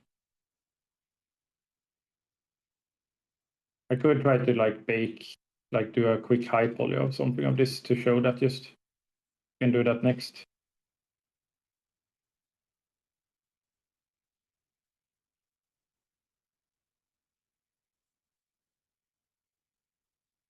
Become too many leaves.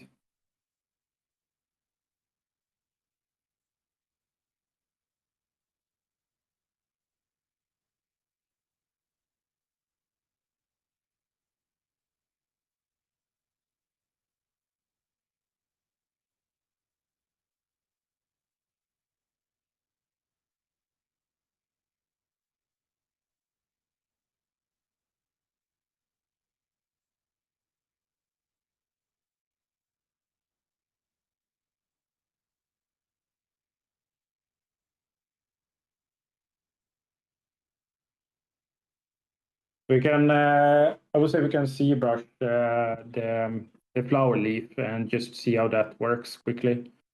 We're of course not gonna get to the whole finish line, but then you can see a little bit how that works. So I'm gonna just fix the clipping here on some of these.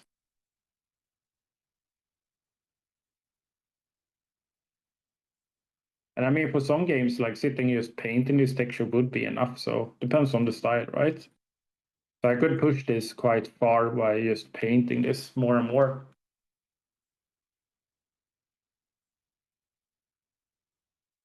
It's a great question from Emily. Like, how would you set up like the texture sheet? Would you kind of combine a lot of flowers together, or would you make them like separately? So it depends on kind of like the scene you're rendering, I would say. So if you do a flower field, it would probably be good to pack all the flowers in one texture sheet if possible, because then you're going to just look at that texture when you're rendering the flower field.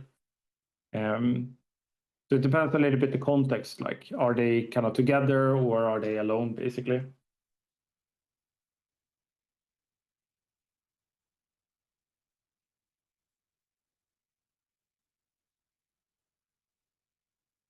Like I would say like poly count is less and less important, especially if we would move over to nanite even. Like nanite, we would not care a lot all, but I think it can be still good to think about a little bit. I would say this is a little bit low poly right now. Like I would probably like smooth this out a little bit, like for these close-ups. I wouldn't be too worried basically, because like I said, we can load this out also. So when we move back with the camera, we could take away polygons, and that way we optimize it basically a little bit. And then with the nanite now, basically we will just use kind of like a model leaves, high poly leaves basically, and that's what you saw in the, if you guys have seen the Witcher 4 demo, that's the workflow they use there. So I would say we can ZBrush this maybe. I'm gonna kind of ZBrush the red leaf a little bit. So what I want to do now, let's say we have kind of mapped all of these and we are happy with our texture sheet. Then I would set up the baking.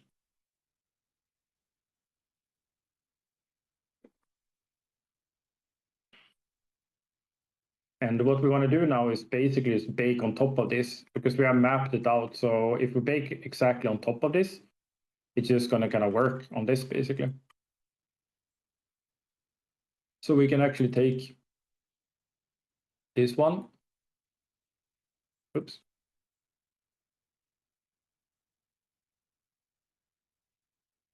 This is my reference sheet, and then I'm going to have a bake plane here.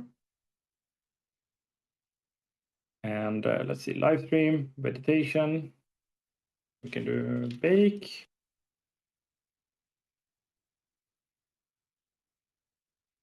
So poly.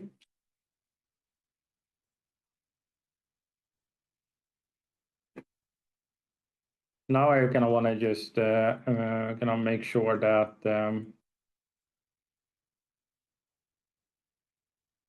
I'm following the line exactly, basically, to create a high poly here.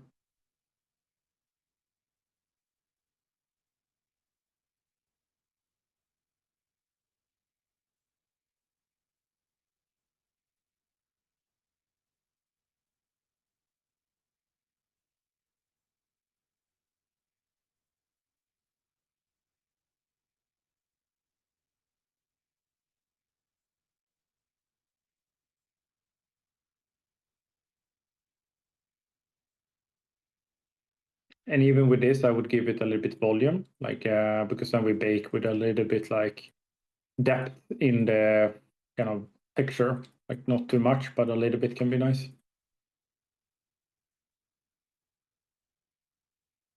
And now I want to switch this to Blinn,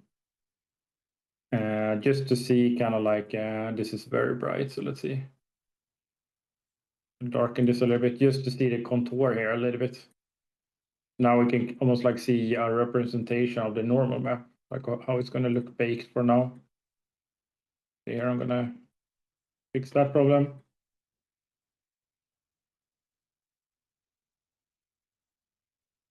And then we can extrude this.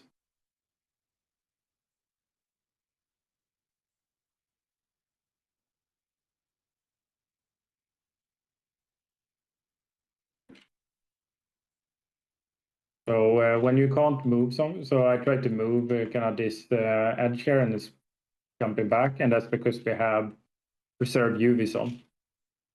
It can't move those UVs. Like it's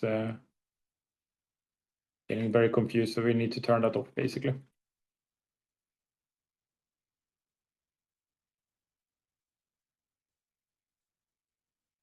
So technically we could kind of bake this even if we wanted, like if we don't care about like extra surface detail, like this is already giving kind of like a nice normal map. We can start testing baking this, and then we can just ZBrush a little bit and see how we can increase the detail. So this is going to be our high poly. I'm going to do a copy, hide that, and smooth this.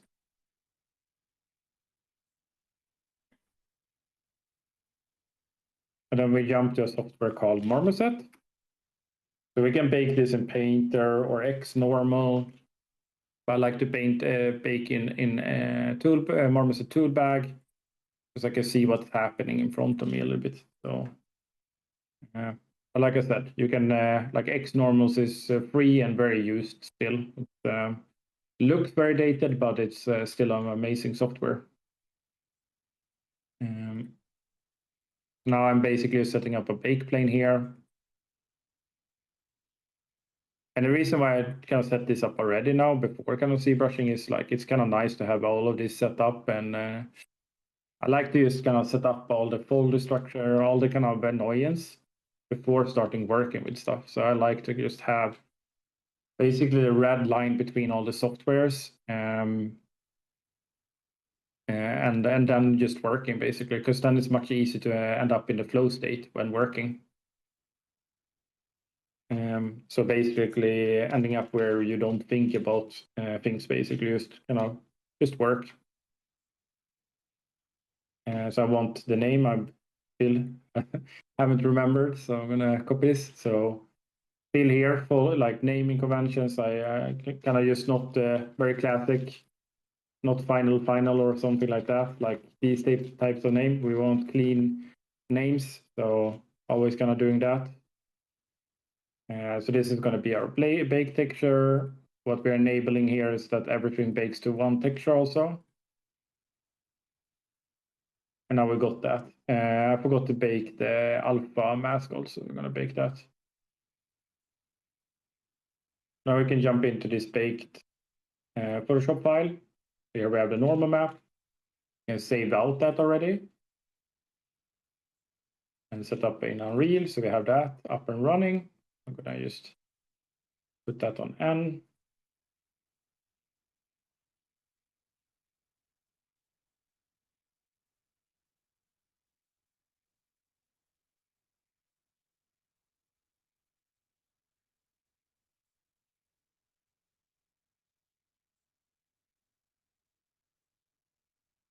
Now we get a little bit more geometry here on the surface of the flower. What we can test now is the ZBrushing this to see a little bit more. And then we can also use our textures. So right now we get kind of an ambient occlusion here and a cavity or curvature map. And these, like usually we like say always like we shouldn't put these on base colors, but when it comes to vegetation, we usually blend them in a little bit. When it comes to PBR, you usually don't want to, like in the past, you always blended ambient occlusion and curvature into like texturing. We don't do that anymore, like with the physically based rendering. But for vegetation, it can be nice to add it a little bit to make it pop a little bit, because we are kind of simulating depth basically. But we don't have so much information here. We can get a little bit more information if we would ZBrush. Let's open ZBrush.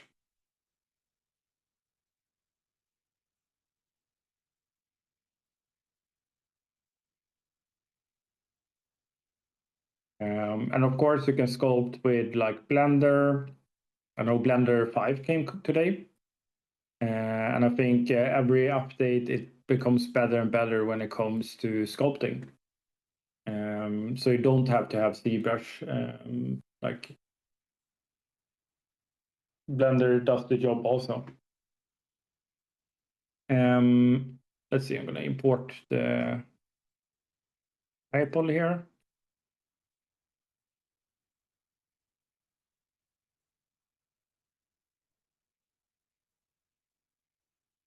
Oops, base.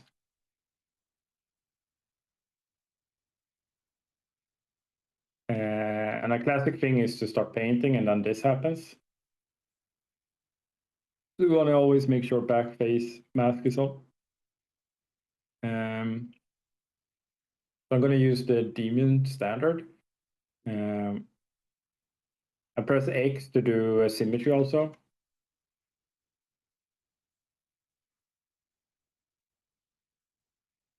I would say 3D Coat is probably my favorite, Nathan. Like 3D Coat is a very old software, but it's using voxelization. I think they have a free trial even, like 3D Coat. It's very popular by concept artists, 3D Coat, because it's instead of 2.5D, what ZBrush is using, they use voxelization in 3D Coat, and it's very powerful.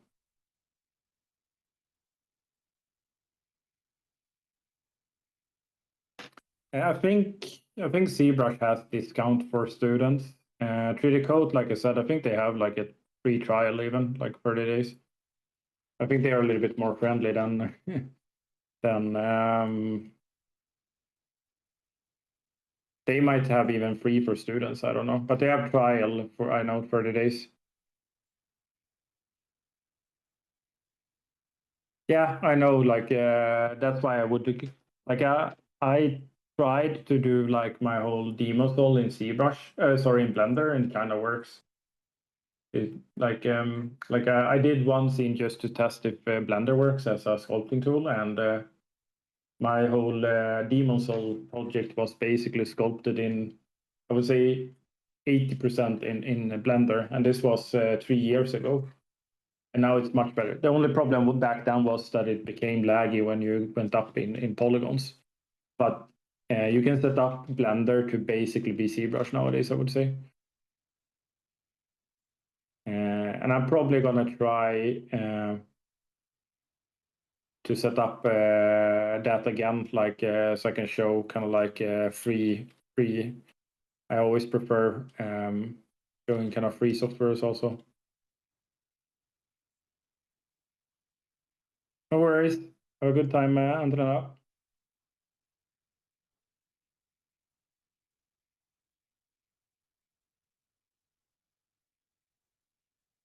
So here I kind of go to clay tubes and then soft brush to add form, and then back face down a little bit in.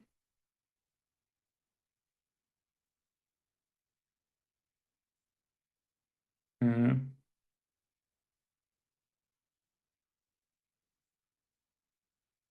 yeah, exactly. Like that's why, like with my Demon Soul, in the end, I kind of had to switch back a little bit to ZBrush. But like I said, it was 3 years ago, and I kind of saw a video today with like Unreal Blender 5 that it's even more powerful now. So I'm planning on testing it. It's just I need to set it up again. And then it's just old habits die slower, what do you call it? I'm so used to Photoshop and ZBrush, so it's sometimes makes you go back. But on Avatar, I used Blender completely. Like at Ubisoft, it was completely Blender based.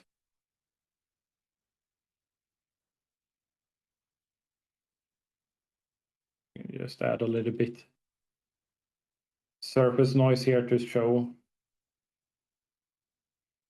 We can maybe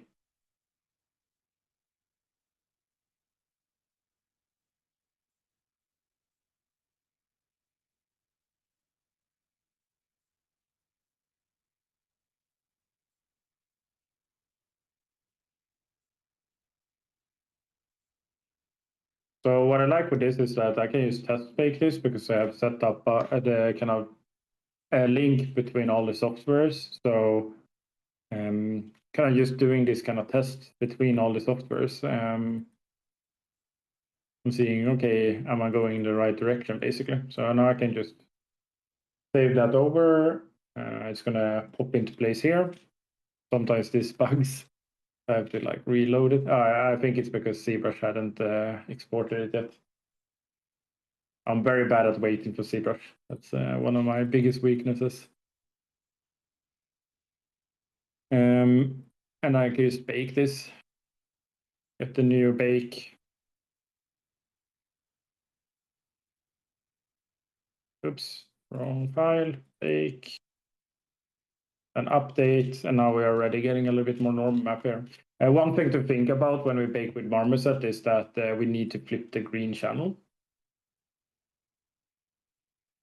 or else up and down in the normal will be wrong here.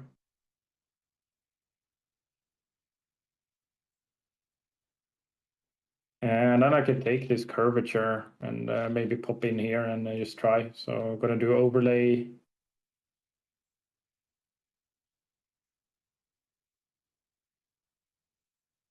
Ambient occlusion, a little bit. Multiply, but very soft, like 20% or below 20%.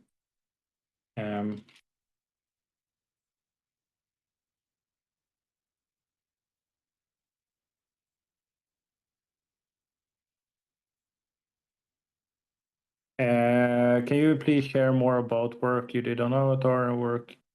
So yeah, like you said, it's a space world, right? But still, things are being based on real reference. So we would take basically things that exist in real life and just kind of like enhance it, basically.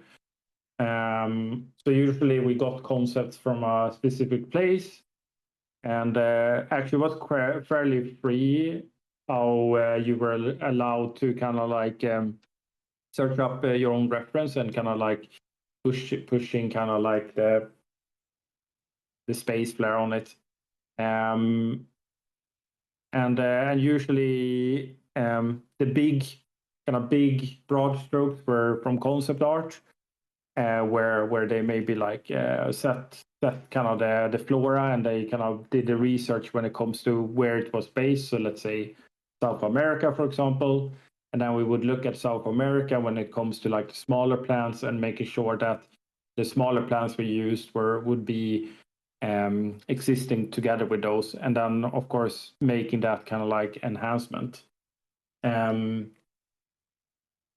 The tricky part with like Avatar was also that everything was accessible with the Navis, so Navis could climb everything and stuff like that. So that added a lot of head scratching, and then of course also a giant project, so it basically ran for a very kind of long time. So things changed and stuff like that. One cool thing was also like some concepts were made in VR. I know they do that on the movies also, so they kind of concept in VR. Something I actually gonna try out myself. Planning on getting a VR headset to sculpt in VR. But yeah, we can see now that we're picking up a little bit of that normal map. We could of course push this a more. I would say like the silhouette is a little bit too sharp. So let's say we wanted to have that close up, then I would kind of go in here and kind of just soften that bend basically on these. And this would be kind of like how kind of early planning phase, and then when we are happy, we will basically spend the rest of the time to kind of enhance the textured final look basically. Any other questions? Like I said, it doesn't have to be about vegetation. It can be about anything game related or development related. So normal map also can be pushed quite a lot with the roughness. We can add that in a little bit now also. I'm going to set up our packed mask also now and explain what that is. We do a gray map. I would say nowadays, usually many people set this up in Designer. I still do this in Photoshop, but I would say it's quite common to just have this set up in Designer. I'm probably going to switch to that, because then you have it much more. Then you can have like a tree that's set up, like a node tree that's set up, and you can just have even less kind of like complications between softwares. Do you use Houdini for vegetation also? Yes, I would say some people do. I know that some studios set up like, for example, when it comes to kind of vegetation, ivy growing and stuff can be run through Houdini. You can also, one thing that can be nice with Houdini is that you can set up like a leaf generator. You can set up processes to make it faster, but I would say not every studio is using it. You need to usually have a tech artist in the team that is very kind of Houdini strong to push those kind of things, or else it usually don't happen in the studio, I would say. Do you recommend people to learn specific engine? I would say if you want to do AAA, I would just go Unreal, especially because so many studios are using Unreal. I think indie, it doesn't matter as much. I would say then you can do everything from Godot from Unity to Unreal. Maybe even like Godot and Unity is more kind of preference for indie. I would say it depend, like mobile would be also like more Unity slash Godot. So we do an ORM texture. So what I'm doing now is basically putting the ambient occlusion into the red channel up here. We don't have a translucency map yet, so I'm going to just fill that with black for now. And then the grayscale, or sorry, the roughness, we can maybe try to build something quickly here by mixing these together, just to see something. So this would be a packed texture, we call them. So I want to kind of set up a Photoshop file for that. So, and these are usually called ORM textures or ORM textures, and that's just the letter. They are usually this is driven like the last map is metallic, but for vegetation that would be translucency map usually.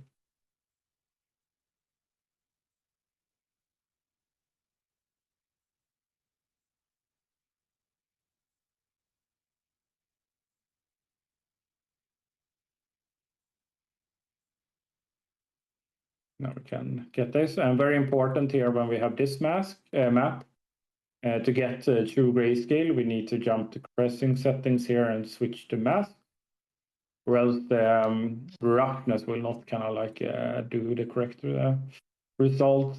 So we need to kind of have that set to true grayscale. And we plug that to ambient occlusion.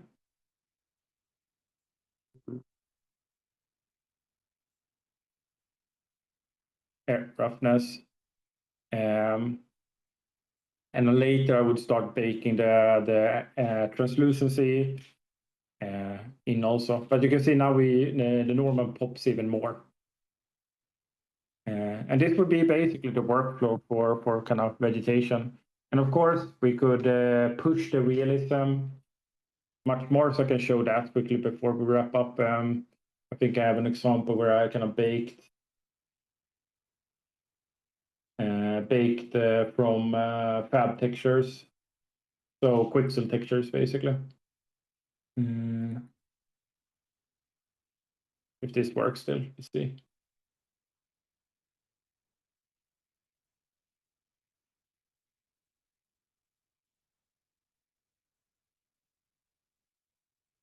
Nope.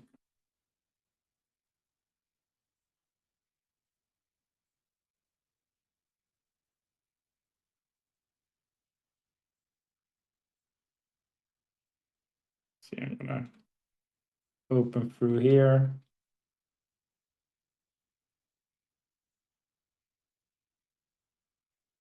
Can be that I used a trial for that, and you can probably just this up and running quickly to see. We have the high poly, low poly, same here, basically what we did. So these instead by driven through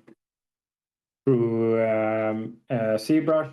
We just using kind of textures we download from fab.com, like these, and we map them on these surfaces. We can also plug in, let's see.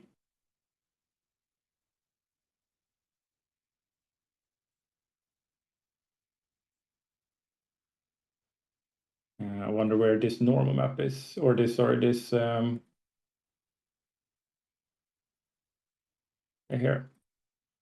And I just unzip this. Because we can take the normal map also from this. So here in normal map, I can just plug that in. And now we get the normal map also.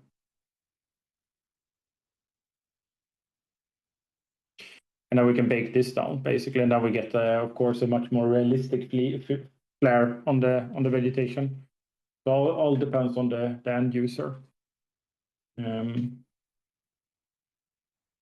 Any other questions before we wrap up for today?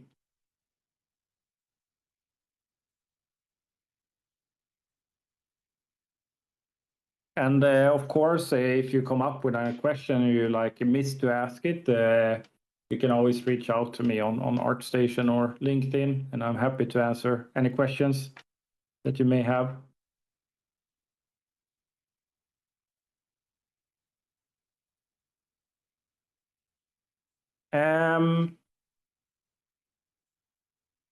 Marmoset, I'm not sure. I know it's quite pricey. Like sadly, like I bought Marmoset long time ago. I don't know if you can even buy it anymore. I think it's subscription based now. So I use number 3 still because I bought it like 10 years ago or something. Seems like you can have student version here. I know they have like trial, like 30 days trial. But like I said, it's not a must software, but it's a very nice software. I would say I still like to feel. I know a lot of people use it like hard surface artists and stuff like that because there is something with the ambient occlusion you get from a bake in Marmoset, and then just seeing it like in here, it's very nice. But you could of course bake in Designer, or I know some vegetation artists bake in Designer, some do X normal. Have a good one, dog. The dog is an old coworker of mine. Nice seeing you here, dog. Can you use Substance Paint for sculpt normal? Yeah, I would say like everything that makes you get to the end result. So I think don't think of any kind of hard rules. Basically, I would say I see people paint normal map in Photoshop even, and they do it really well. I would say it's very time consuming, but some people do that. So I would say everything has their place, basically. I would say maybe like on an avatar game, we wouldn't sit and paint the normal map in Photoshop. But I wouldn't say there is any kind of hard rules how to do things, basically. No worries, Isabel. Thank you for being here. Gonna wait until half if there is any other question coming up, and then we will wrap up. I can see I can jump into my current project actually to talk a little bit about that maybe. So here you can see I'm basically planning out the vegetation before even committing. So the idea with this project is it's going to be nanite based because I kind of want to explore that workflow now, which is of course going to be a very time consuming thing to do. So I have a gym here. We usually have these in studios where you put up all your objects in a empty room. And this is just one, you can see everything very clearly, like what you have to build, and you can kind of check them across each other. And that way you get a very organized kind of like view of your project. And when you do like a big game, this is very important, but this can be quite nice to have when you do personal project also, just having kind of that organization. And usually what I do is basically gather all of this. See, I can see if I can find that. Gather all of this basically, and then I have, see.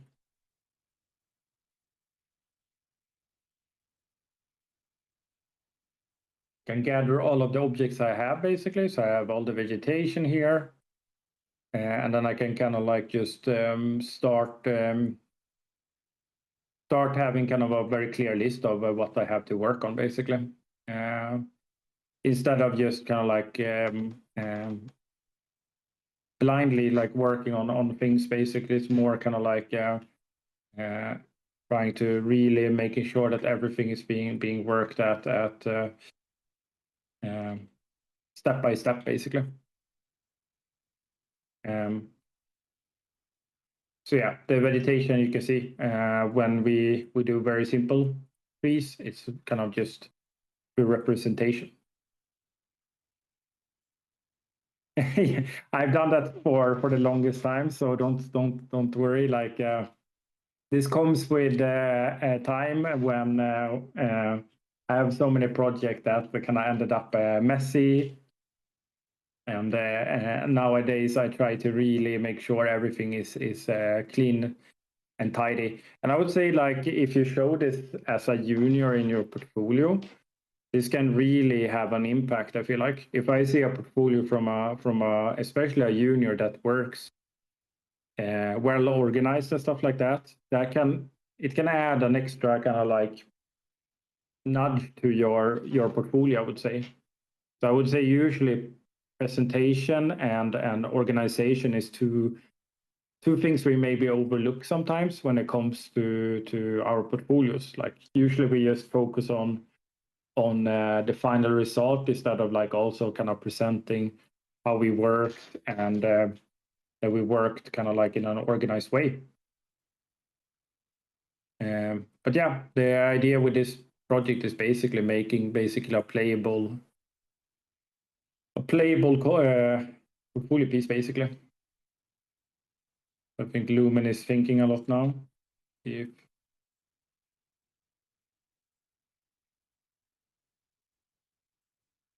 I would say this is after having two Unreal scenes open and Marmoset is not a good combination, and ZBrush. But yeah, I would say like this planning thing is not a must, but it can be a nice thing for just testing things. What I would try to do is basically the baking. Like that's the biggest thing when it comes to vegetation. So I would maybe try to bake just a leaf like this, just see how it renders and stuff like that. You don't even have to build like a whole plant to begin with. Like it can be nice to just bake a couple of leaves and place them in Unreal, and that can be a start. But yeah, great questions, everyone. It was very fun to build this flower. I might finish it. But yeah, like I said, if there is anything, feel free to reach out. I think I'm gonna have one more stream in the end of, or in a month again. I think the topic then will be ZBrush. I might jump in and try to get up and running with Blender again to show maybe sculpting in Blender also. We can maybe do both a little bit, but that's going to be next live stream's topic. So hope to see you all there. But other than that, I wish everyone a nice rest of the day and also a nice weekend. Thank you, everyone. Thank you. Bye-bye, everyone.